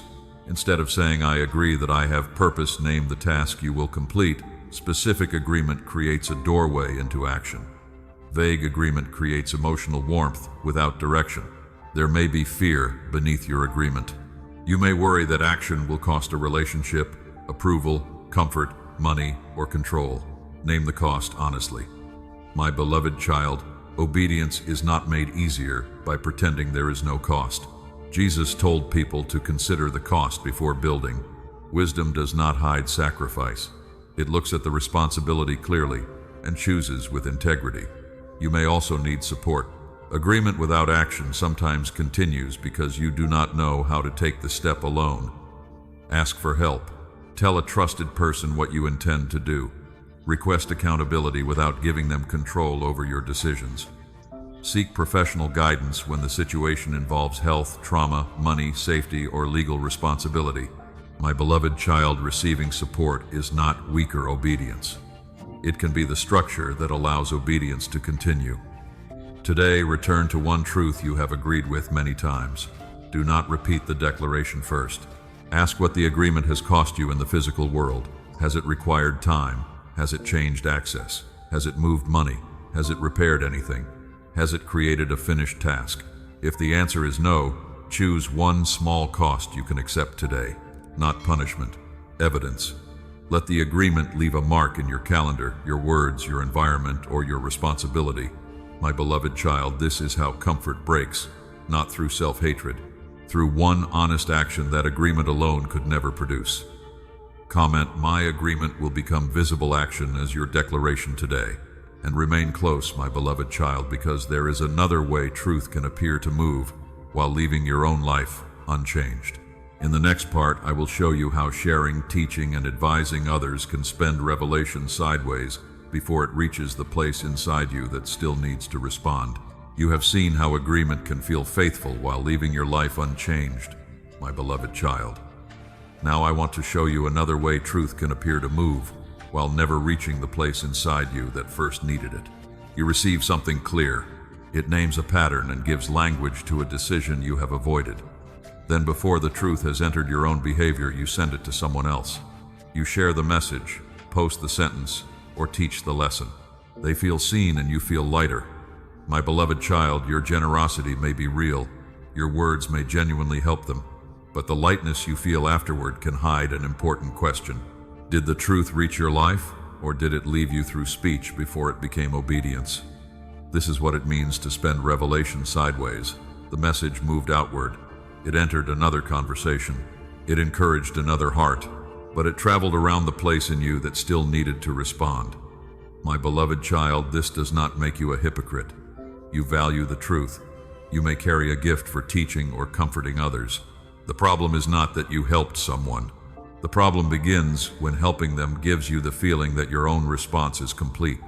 Speaking can create release. Once the words leave your mouth, the pressure may become quieter. The truth can feel delivered, but perhaps it reached the wrong address first. The boundary you explained to your friend still has not been spoken in your relationship. The discipline you taught your group still has no place in your schedule. The forgiveness you encouraged in someone else has not changed the revenge you rehearsed privately. The rest you told another person to receive has not entered your own exhausted body. My beloved child, this is circulation without conversion. Truth passes through your language while your patterns remain untouched. Ezra offers a healthier order. Scripture says he prepared his heart to study the law, to practice it, and then to teach it. The movement matters. He studied, he practiced, then he taught. Teaching was not removed. It came after truth had begun forming the teacher. My beloved child, you do not need perfect mastery before you speak. You can say, I am learning this too.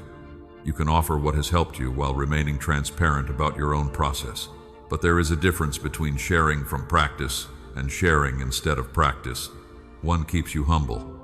The other allows speech to replace responsibility. Ask yourself what usually happens after you teach something meaningful.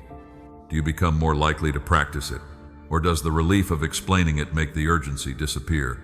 Look at your history without shame. How many times have you given someone the exact sentence you needed to obey? How often have you returned home after encouraging someone and felt the quiet contrast between your words and your routine? My beloved child, do not use those memories to accuse yourself. Use them to recognize the path the truth took. It left through the easiest opening. Speech was available. Action felt costly. Teaching created connection while obedience required discomfort. So the message traveled sideways. You can change that pattern by holding one truth privately long enough for it to take form. Do not announce it immediately. Do not post the quote. Do not send the sermon to 5 people. Do not build a lesson from it yet. Let the truth remain close until you can answer one question. What must change in me because this is true? My beloved child, silence can protect conversion. This is not secrecy or refusal to serve others. It is allowing roots to grow before you display the fruit. A truth exposed to praise too quickly may receive attention before it develops strength. Let private obedience become the first witness. If the truth concerns patience, practice one patient response before teaching patience. If it concerns integrity, correct one hidden inconsistency before speaking about character. If it concerns courage, take one honest risk before posting about boldness. If it concerns generosity, give quietly before describing giving publicly. If it concerns healing, seek the support you recommend to everyone else. My beloved child, practice does not make your words less powerful. It gives them weight. Lived truth carries humility. It does not promise easy answers. It makes room for difficulty, process, and grace. You may still share before the journey is complete, but remain truthful. Say, "This is what I am learning." Say, "This is where I still struggle." Say, "This step has helped me." Do not place yourself above the person listening. Stand beside them. My beloved child, your gift does not require you to pretend you have arrived. It requires you to remain accountable to what you offer. There is another reason to stop spending revelation sideways. Every truth has limited attention around it. When you discuss it repeatedly, collect reactions, and receive praise for the insight, the original clarity can become covered by social noise. You remember who agreed. The truth becomes content. The responsibility becomes distant. Your attention turns toward presentation, and the original invitation grows faint. What began as a personal call becomes a polished idea. You may remember every response from others while forgetting the one response that still belongs to you in your own life. My beloved child, not everything I show you is meant to become content. Some things are meant to become character. Some words belong in a private decision.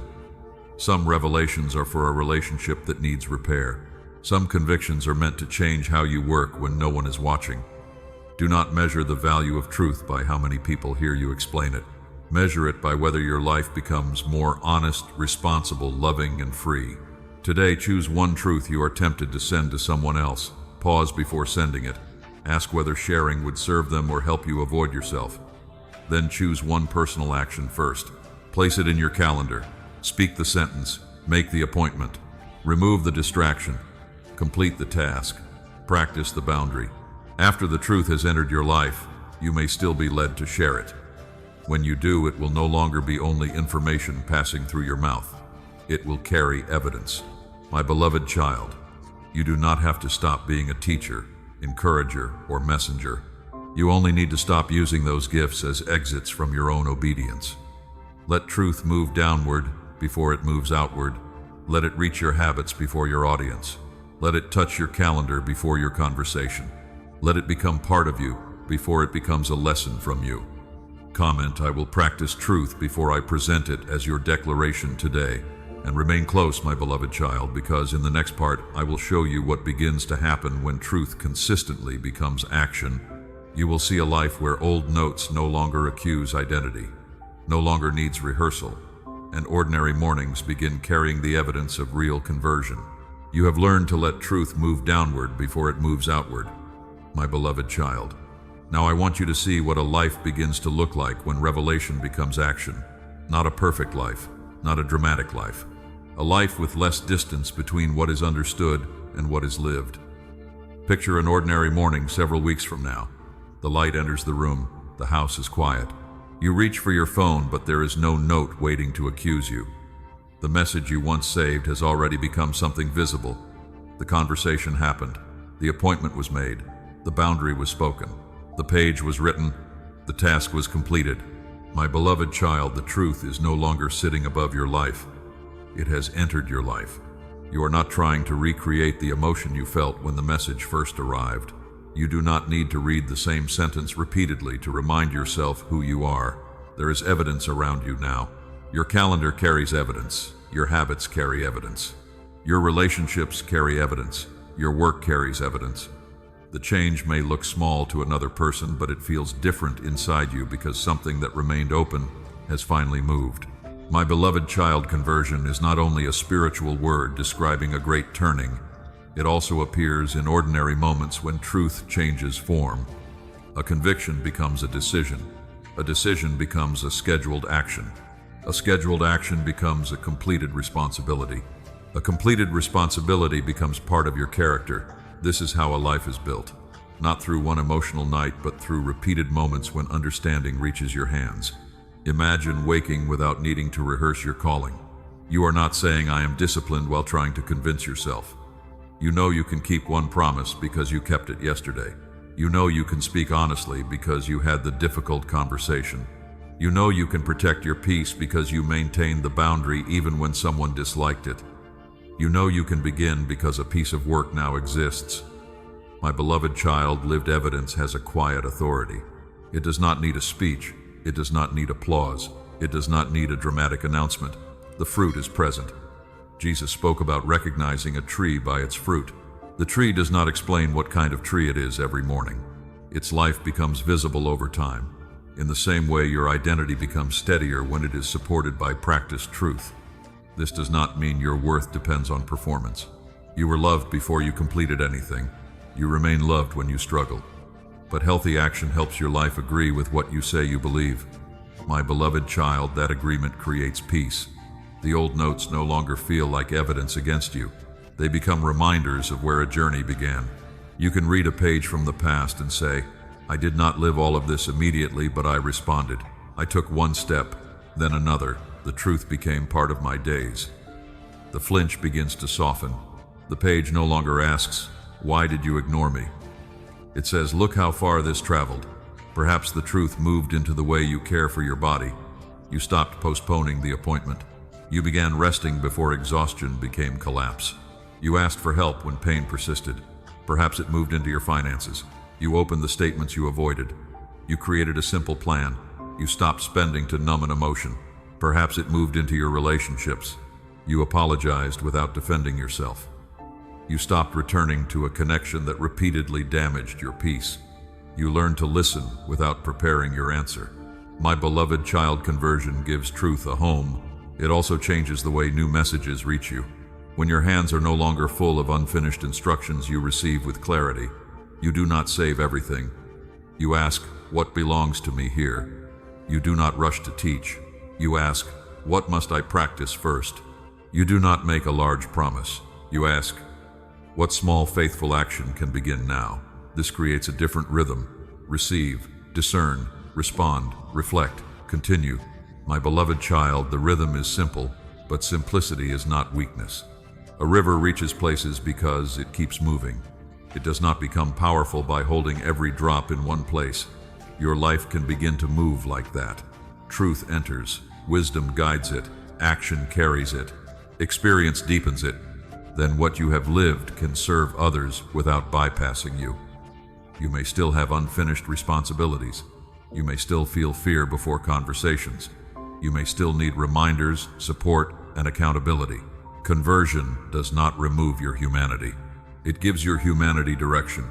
My beloved child, do not imagine that the transformed life is a life without struggle.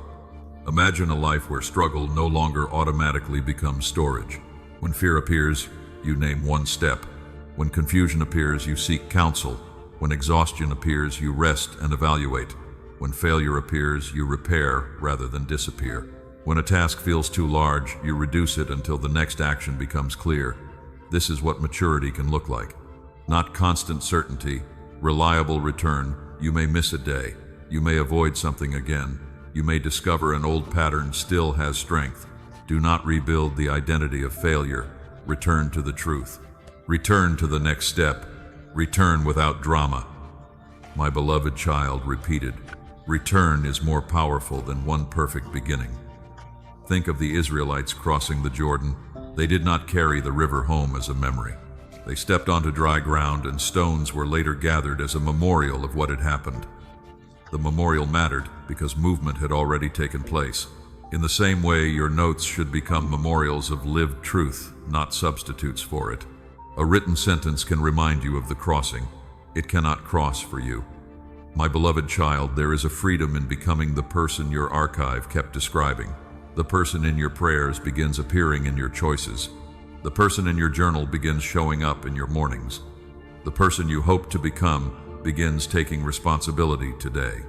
You no longer need to chase inspiration to feel alive. Ordinary faithfulness becomes enough. The room is still quiet. The light is still soft. The mug is warm in your hands. But something is different. Nothing inside you is demanding that you prove who you are before the day begins. You already have a record, not a record of perfection, a record of response. One truth became one action. One action became a pattern. One pattern became part of a life. Comment, I will build a life that carries evidence as your declaration today. And remain close, my beloved child, because the lightness in that future morning reveals something important about the heaviness you have carried until now. In the next part, I will show you why stored truth can create exhaustion, how unfinished loops continue asking for attention, and why your tiredness may not mean you lack faith or strength. The lightness you saw in that future morning reveals something important about the heaviness you have carried until now, my beloved child. A life with fewer unfinished loops often feels quieter because less attention is being pulled toward what remains unresolved. Stored truth can become tiring. Truth brings freedom when it is received, practiced, and allowed to complete its purpose. The weight comes from carrying what you already know while repeatedly delaying the response it asks from you. A conversation remains unfinished. A decision remains suspended. A responsibility remains open. A promise remains active in your memory.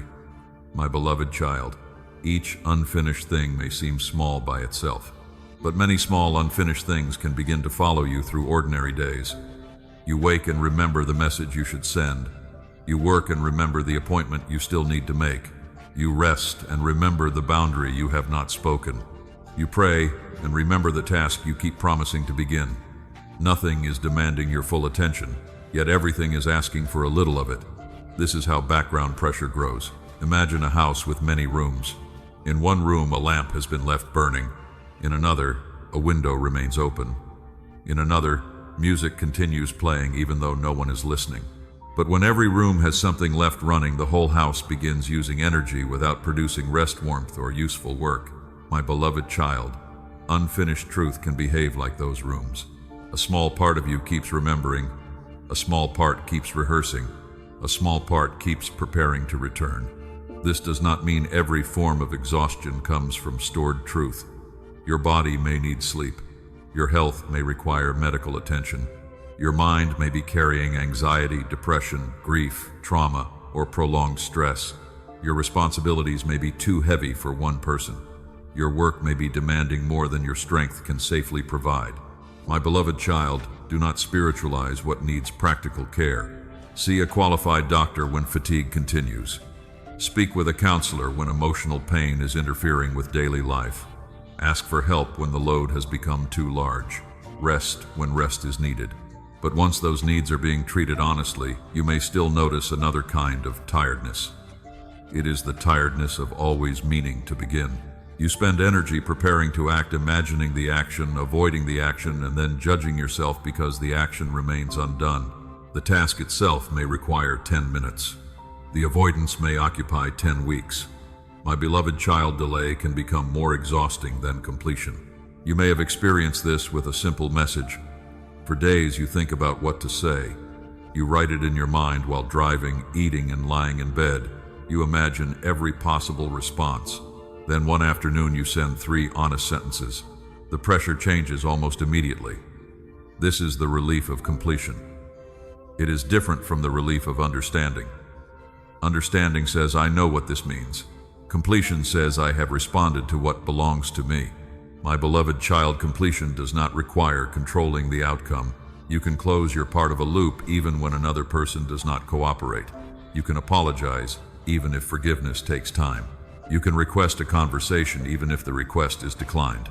You can create a budget even if financial recovery will be gradual. You can schedule care even if healing will not happen quickly. You can begin the work even if the final result remains far away. Sometimes the loop closes when you stop avoiding responsibility. Sometimes it closes when you accept that an outcome is outside your control. There are also truths you keep alive because releasing them feels like admitting failure. You may still carry an old plan because it once felt like purpose.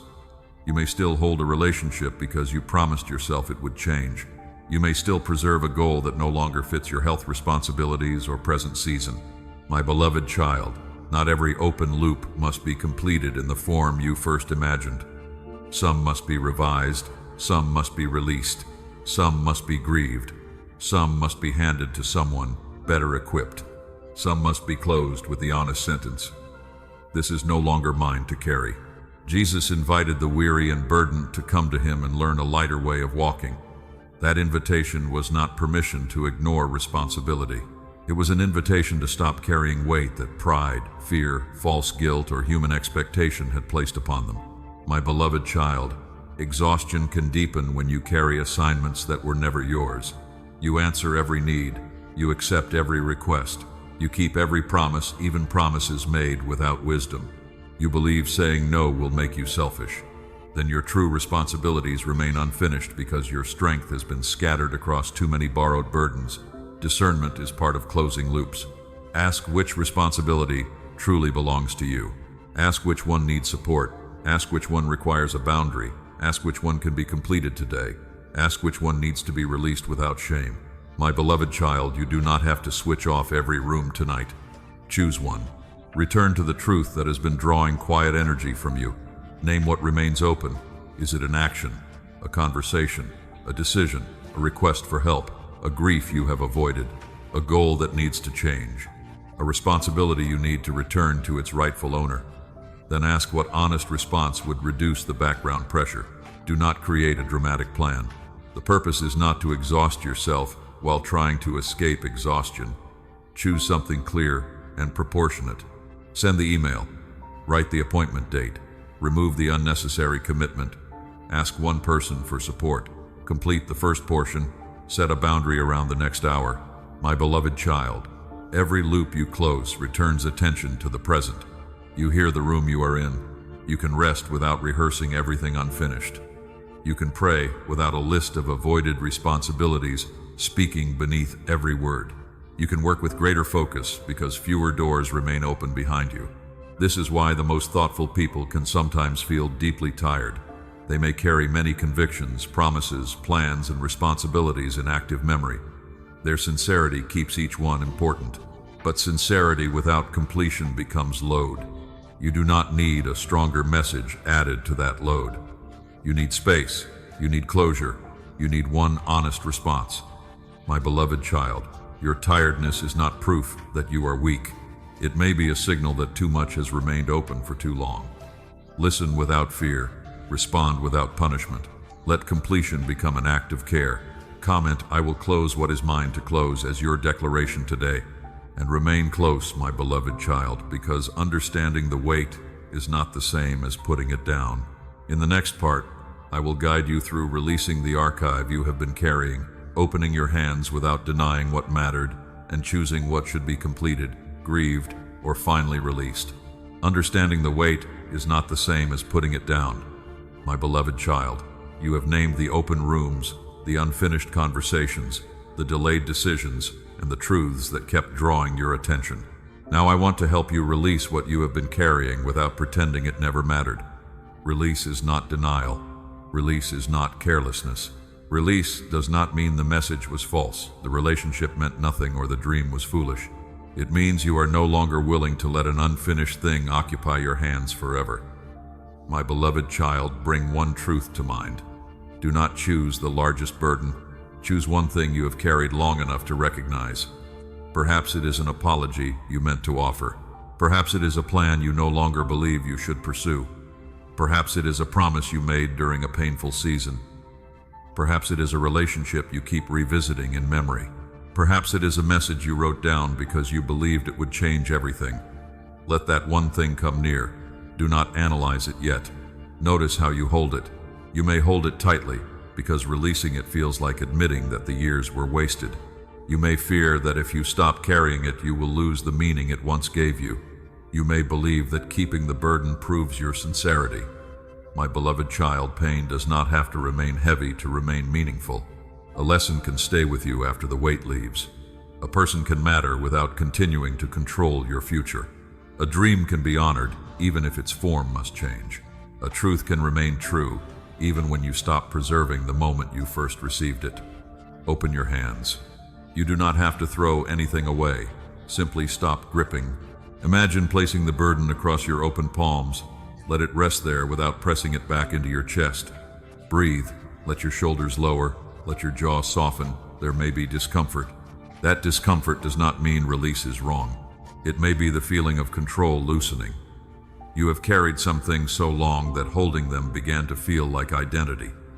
Without the old promise, the old wound, or the unfinished plan, you may wonder who you are. My beloved child, you are more than what remains unresolved. You are not the keeper of every broken possibility. You are not required to preserve every version of the future you once imagined. You are allowed to become honest about what belongs to this season. Now ask what kind of response this burden needs. Some things need completion. The task is still right. The responsibility is still yours. The next step is clear. If that is true, release does not mean abandoning it. Release means ending the endless rehearsal and choosing one real action. Some things need repair. You cannot erase what happened, but you can acknowledge your part. You can apologize, replace what was damaged, correct the record, or ask how trust might be rebuilt. Some things need grief. There is no action that can restore what was lost. The relationship ended. The opportunity passed. The season closed. The person is no longer available. My beloved child, grief is not failed obedience. Grief is how love learns to stop demanding a different past. Some things need revision. The purpose may still matter, but the plan no longer fits your health, resources, responsibilities, or understanding. You do not betray the calling by changing the method. Some things need release. They are not yours anymore. Perhaps they were never yours. You have carried another person's choices, tried to manage their healing, or treated their approval as a responsibility. My beloved child, you cannot complete another person's obedience. You can love them. You can speak truth. You can offer help. You can pray. But you cannot live their response for them. Remember how Jesus sent his disciples into towns with a message. When people refused to receive them, they were not told to remain forever, proving their sincerity through exhaustion. They were allowed to leave and shake the dust from their feet. That image is not permission for contempt. It is permission to stop carrying what another person has chosen not to receive. My beloved child, some dust belongs on the road behind you, not inside the house of your heart. Release the need to be understood by everyone. Release the need to receive the apology before you heal. Release the need to make the ending look successful. Release the belief that holding longer makes you more faithful. Faithfulness is not measured by how much pain you can preserve. Sometimes faithfulness looks like staying. Sometimes it looks like finishing. Sometimes it looks like repairing. Sometimes it looks like walking away without hatred. You may need support while releasing. Speak with a trusted person.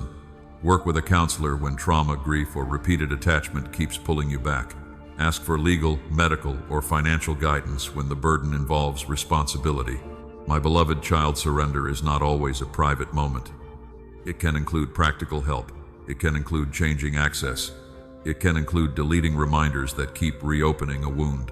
It can include returning an item, closing an account, or ending a commitment. It can include creating a new plan for what still belongs to you. Now say quietly, I release the archive I no longer need to carry. Do not say it as a performance. Let the sentence create a question. What will be different because I released it? Will you stop checking the old message? Will you schedule the conversation? Will you remove the task from your list because it no longer belongs there? Will you place the first step on tomorrow's calendar? Will you ask for help?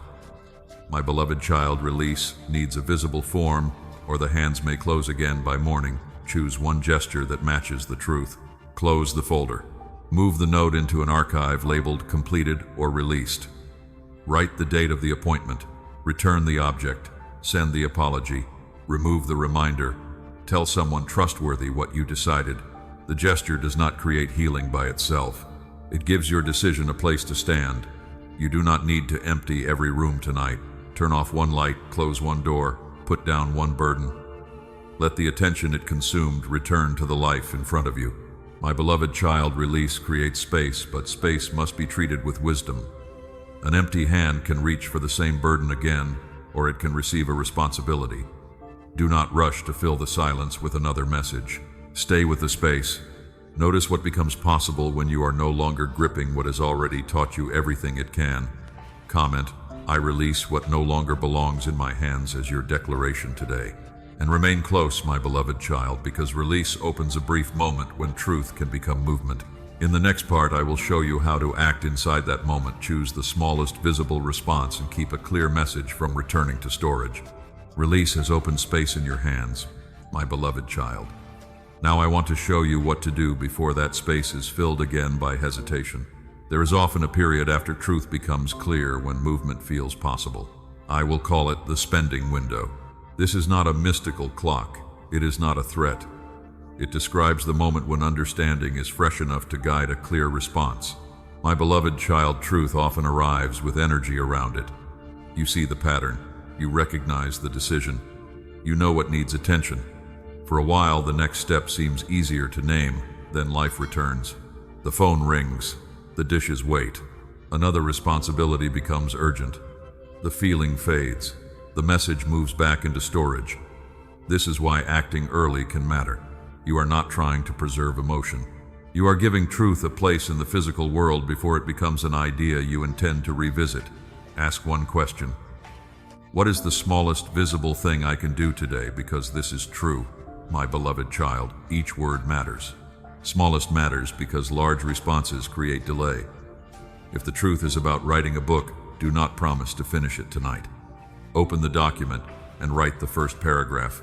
If the truth is about repairing a relationship, send a respectful message asking for a time to talk. If the truth is about your health, schedule the appointment or prepare one balanced meal. A small action does not insult a large truth. It is how a large truth finds an entrance. Visible matters because thoughts are difficult to verify. You can feel committed and still leave nothing changed. A visible action exists outside your intention. The email was sent, the appointment was scheduled, the page was written, the subscription was canceled, the boundary was stated. My beloved child, visible does not mean public. You do not need an audience. You need not post the action. Visible means the response has taken form beyond imagination. Today matters because vague timing invites postponement. Someday has no address. Later can stretch for months. When you say today, you give the response a place inside real time. This does not mean every important decision should be rushed. Some choices require prayer, research, counsel, safety planning advice, or legal guidance. Wisdom is not delay when wisdom is gathering what is needed. My beloved child, the spending window is not permission for impulsive action. Do not quit your job without preparation. Do not confront an unsafe person alone. Do not stop medication without speaking with a qualified professional. Do not send money because someone used spiritual pressure. Do not make permanent promises while overwhelmed by emotion. The action inside the window should be safe, proportionate, and connected to what is clear. Sometimes the action is to schedule a conversation with someone. Sometimes it is to write the questions you need answered. Sometimes it is to pause and create a plan. Preparation becomes part of conversion when it moves responsibility forward. The final part of the question is because this is true. This keeps the action connected to the revelation. You are not choosing a random productive task so you can feel accomplished. You are asking what would naturally follow if the truth were shaping your life. If the truth is, I need help, the action may be sending one honest request. If the truth is, this relationship needs a boundary, the action may be writing the behavior you will no longer accept. If the truth is, my work matters, the action may be protecting one focused hour. If the truth is, I have been spending from fear, the action may be reviewing 1 week of expenses. My beloved child, alignment is more important than size. A tiny aligned action can do more than a dramatic action unrelated to the truth. Consider the lepers who approached Jesus and were told to show themselves to the priests. The account says they were cleansed as they went. Their movement did not create the power, but their response placed them on the road where obedience became visible. My beloved child, some clarity grows while you move. You may not feel fully ready before the first step. You may understand more after the message is sent, the appointment is scheduled, or the work begins. Do not demand complete certainty before every faithful action. Ask whether the step is honest, wise, and reversible when uncertainty remains. Then move. The spending window also protects you from replacing action with discussion. You may feel an urge to tell others what you learned. Pause. Before sharing, practice one part. Let the truth enter your life first. You can speak later with greater humility and evidence. My beloved child, keep the first action simple enough that resistance has little room to grow. It may take only a few minutes. Open the file, write the first sentence, move the money into savings. Place the medicine beside the morning glass. Delete the draft that keeps reopening conflict. Ask for the appointment. Put the item by the door. Leave the room where gossip has begun. Do not wait for the action to feel important. Importance often becomes visible through repetition. There is another reason to act early. An immediate small response teaches your heart that understanding is a beginning. It changes the sequence. Instead of insight, relief, delay, and shame, the pattern becomes insight, discernment, action, and reflection. My beloved child, you are building a new pathway through practice. Not through force, not through accusation, through repeated agreement between truth and behavior. You may miss the window sometimes. Do not panic. Truth can still be practiced later. The point is not perfection. The point is to stop treating delay as the default response. When a message has faded, return gently. Ask what remains clear. Choose the smallest responsible action available today.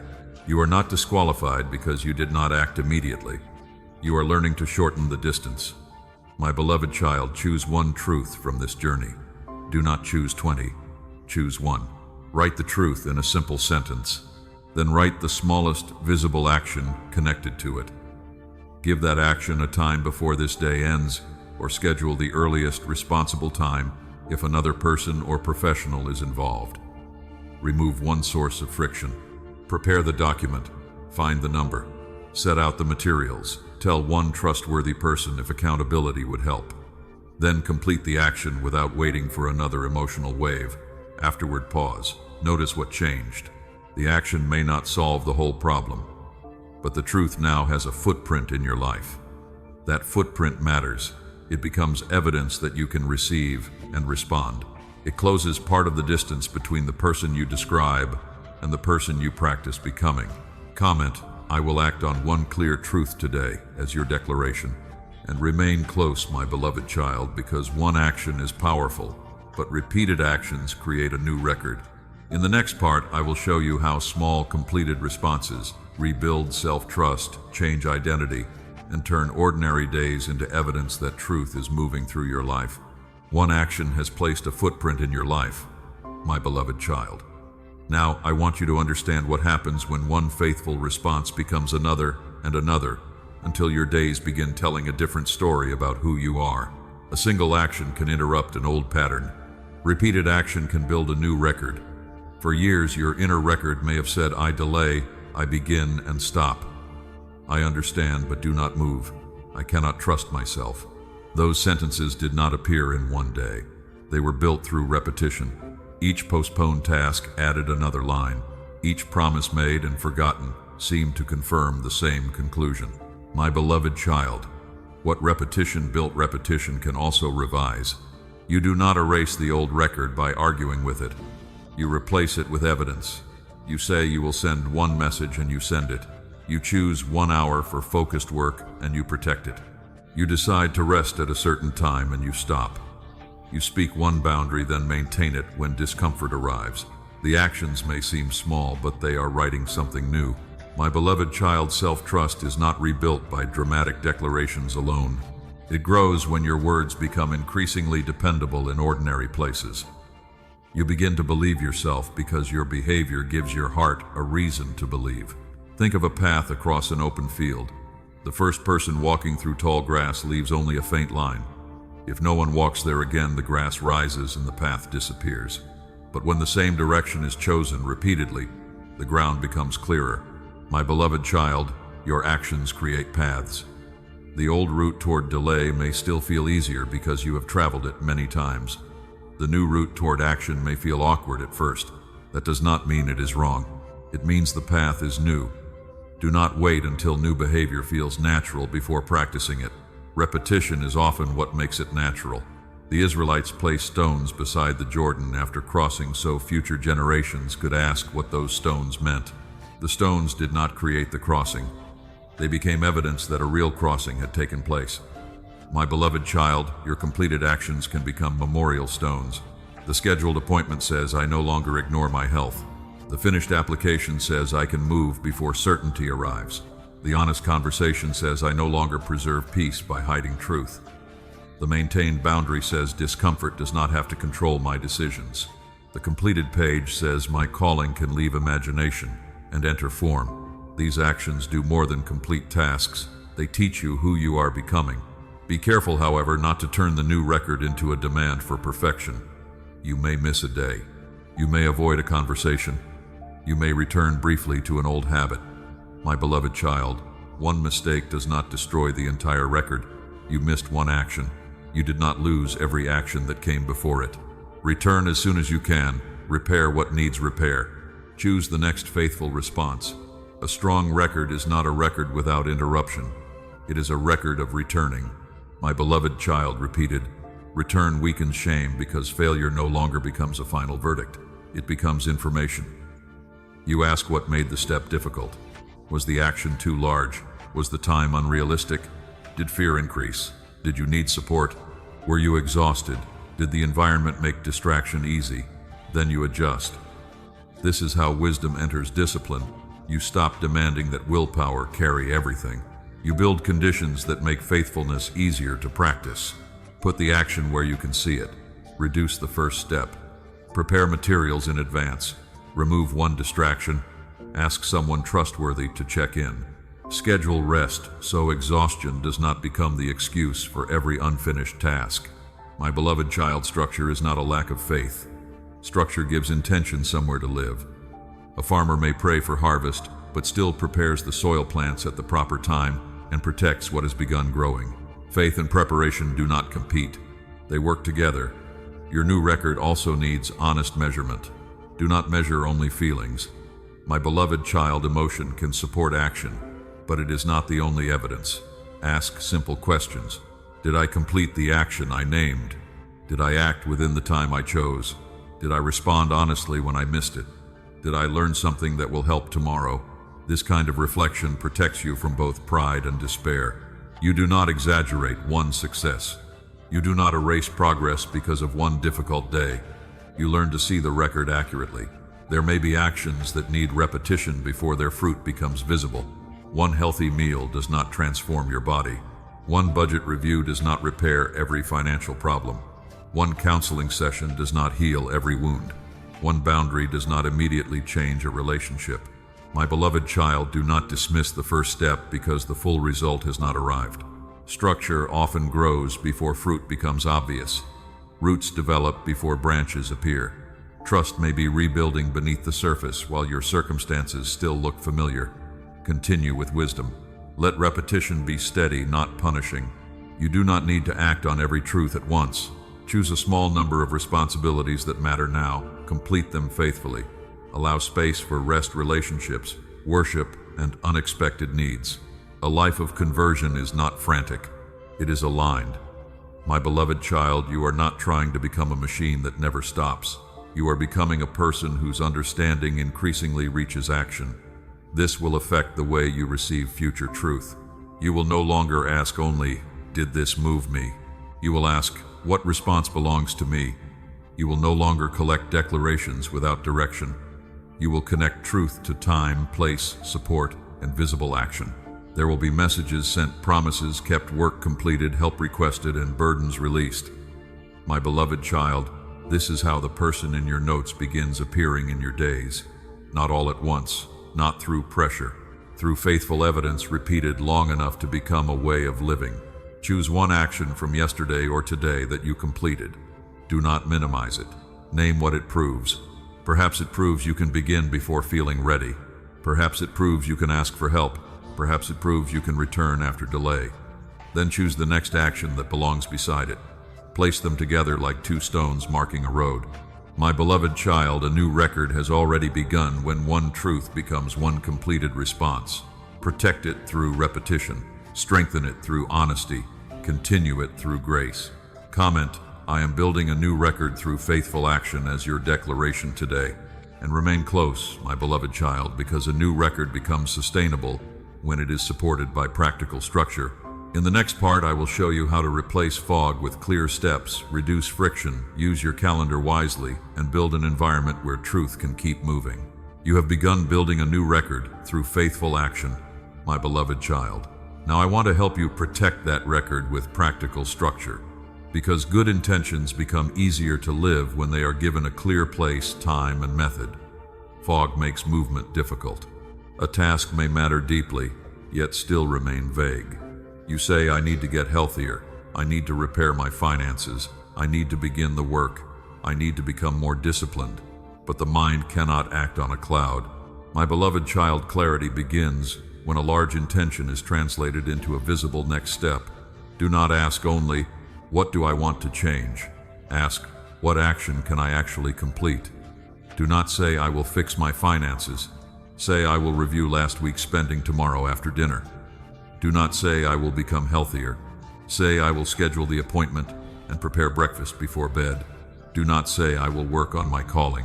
Say, I will open the document at 9 in the morning and write for 30 focused minutes. A clear step gives truth somewhere to land. The next part of structure is time. What is not placed in time is often left inside intention. My beloved child, use your calendar as a place of honesty. If an action matters, give it a real hour. Do not fill every minute with ambition. Choose a time you can reasonably protect. A crowded plan may look serious while quietly preparing another failure.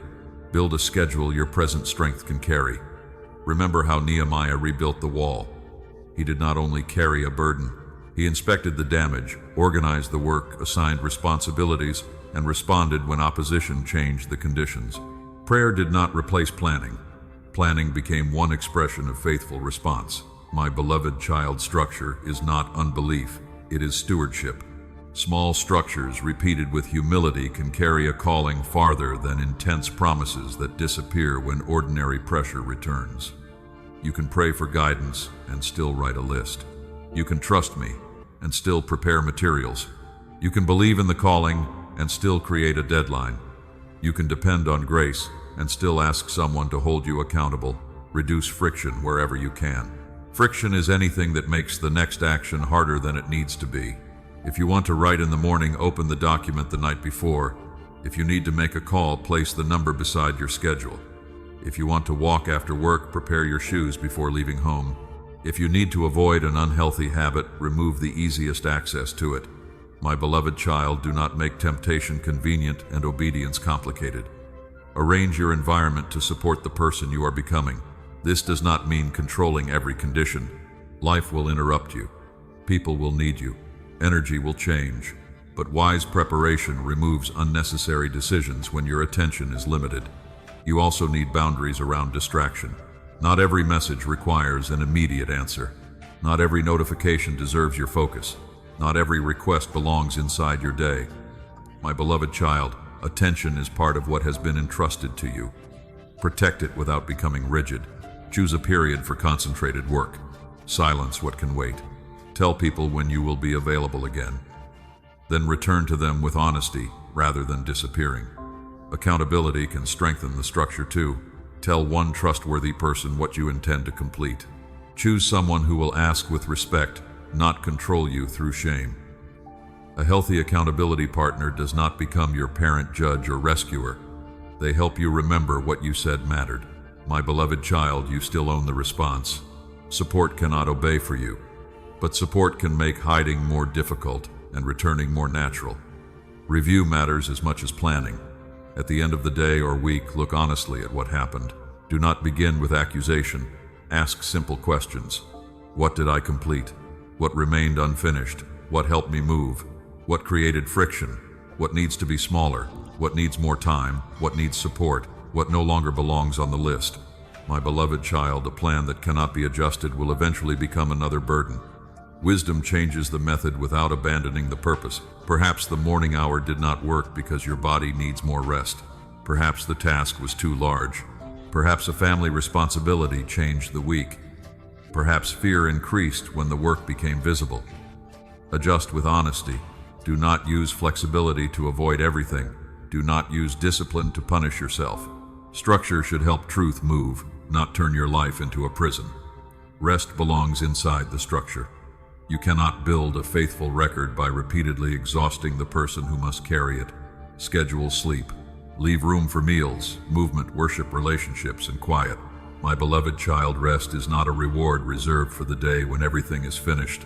Some responsibilities will always remain. Rest is part of how you remain able to respond with patience, wisdom, and strength. There may be deeper barriers that a calendar cannot solve. Trauma, depression, anxiety, illness, attention, difficulties, grief, or financial pressure may affect your ability to begin and continue. Seek qualified help when needed. A counselor, doctor, coach, pastor, financial advisor, or trusted community can provide support that private effort cannot. My beloved child, practical help does not compete with faith. It can become part of the provision you receive. Keep the system simple. You do not need 5 applications, 3 notebooks, and an elaborate morning ritual before beginning. Too much structure can become another archive.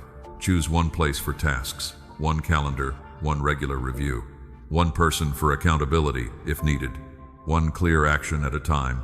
Let the system disappear into use. A good structure should help you live, not demand constant maintenance.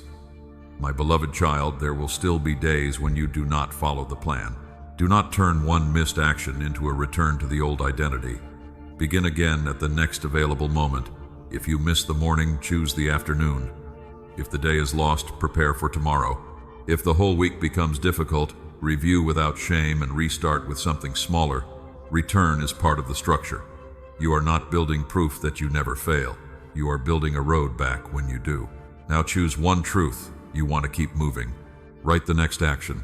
Place it in time. Remove one source of friction. Decide what support is needed. Choose when you will review it.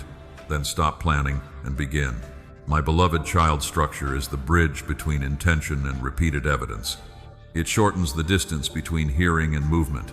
It protects truth from returning to fog. Comment, I will give truth a clear place to live as your declaration today.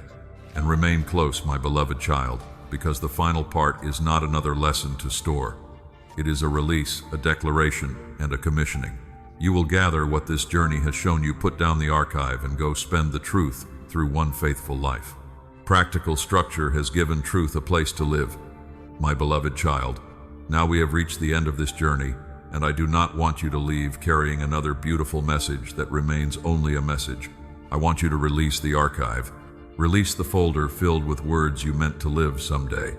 Release the notes that became accusations. Release the screenshots that remind you of promises you never completed. Release the version of yourself who believed understanding was enough. My beloved child, none of those moments were wasted. They helped you recognize what mattered. They gave language to pain. They showed you a direction, but they were never meant to become a permanent storage room inside your heart. Truth was meant to move. At the beginning, you saw the difference between knowing and living. You looked at your calendar, your habits, your relationships, your work, your finances, and your mornings. You learned that inspiration can feel like progress even when no action has begun. You discovered the reward that arrives too early. Clarity brought relief. Relief felt like completion. The message was saved, and the life remained unchanged. My beloved child, you stopped calling that entire pattern laziness. You remembered the moments when you acted with courage, speed, service, and strength. You saw that the engine still worked. The path between insight and movement simply needed greater clarity, smaller steps, support, and honest structure. You recognized the archive trap. You saw how collecting truth could resemble living truth. You saw how a beautiful inner library could grow while your feet remained still. You saw the 5 signs, teaching what you had not practiced, flinching when old notes returned, searching for more while earlier truth remained unused, carrying tiredness that rest did not fully explain, feeling divided between the wisdom others saw and the life you privately knew. My beloved child, recognition was not condemnation. You were not being sentenced. You were being located. You learned that stored truth could become an open loop. The sentence began as, I know what I should do and I have not done it yet. Then shame changed it into, I never follow through. Then into, I cannot trust myself. Then into, I am false. But an unfinished action was never your identity. You began replacing general shame with specific responsibility. You brought hearing and obedience back together. You learned that listening is not complete when agreement is the final response. Truth must enter a decision, a conversation, a habit, a responsibility, or an act of care. My beloved child, you became a carrier instead of an archive. A carrier is not measured by how much is stored. A carrier is measured by whether what was received reaches its destination. The destination may be a Tuesday morning, a phone call, a boundary, a budget, a page, a request for help, a quiet choice no one else sees. You also broke the comfort of agreement without action. You learned that saying yes can feel warm while costing nothing. You learned that declarations can support obedience but cannot replace it. You stopped spending revelation sideways by rushing to teach, share, post, or advise before the truth touched your own life. You let truth move downward before it moved outward. You practiced before presenting. You allowed private obedience to become the first witness. Then you saw the life conversion can build. One truth became one action. One action became a pattern. One pattern became part of your character. Old notes stopped accusing and became reminders of where movement began. My beloved child, you understood why stored truth could create exhaustion. Too many unfinished decisions, conversations, promises, and responsibilities kept drawing attention from the present. You learned that not every tiredness has a spiritual cause. The body may need sleep, medical care, counseling, grief support, healthier limits, or practical help. But you also learned to close what was yours to close. You released what needed release. You repaired what needed repair. You grieved what could not be restored. You revised plans that no longer fit. You stopped carrying another person's choices as though they were your assignment. Then you entered the spending window. You asked one question: what is the smallest visible thing I can do today because this is true? You stopped choosing dramatic promises. You chose safe, clear, proportionate action. You gave truth a footprint in the physical world. Then you began building a new record. Not a record of perfection, a record of response. You learned that self-trust grows when your words become dependable in ordinary places. You learned that one missed day does not erase every faithful day. You learned to return. Finally, you replaced fog with practical structure. You named the next step. You placed it in time. You removed friction. You asked for support. You protected rest. You reviewed and adjusted. My beloved child, now the final question is simple. What will you do with what you have received? Do not answer with another promise. Choose one truth from this journey. Name one visible action. Give it a real time. Complete it before you search for another message. Perhaps you will send the apology. Schedule the appointment. Open the document. Review the budget. Ask for help. Speak the boundary. Close the folder. Release the person. Begin the work. Do not wait for emotion to rise again. Let wisdom choose the step. Let structure protect it, and let completion become the evidence. Small obedience may look ordinary tonight, but ordinary faithfulness is how truth becomes part of a life you live. My beloved child, let this message disappear into that action. Let it stop being something you heard and become something you practiced. Now open your hands. Release the old archive. Release the need to prove that the stored words mattered. Release the verdict that you are lazy, unreliable, or beyond change. Release the shame attached to unfinished pages. Release the rooms where old lights have remained on. Receive a different identity. Say quietly, I am not an archive. I am a carrier. I receive truth with humility.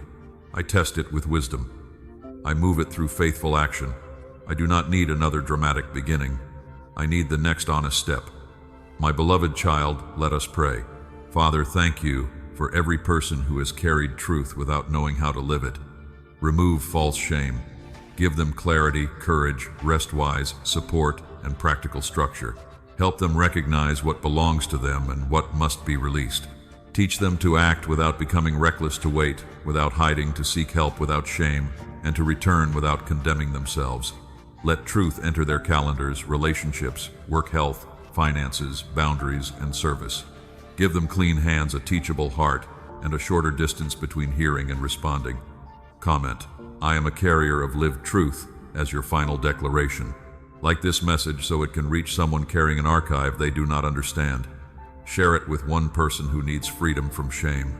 Subscribe and continue walking with this community. Now go, my beloved child. Do not store this ending. Spend it through one faithful action. Amen.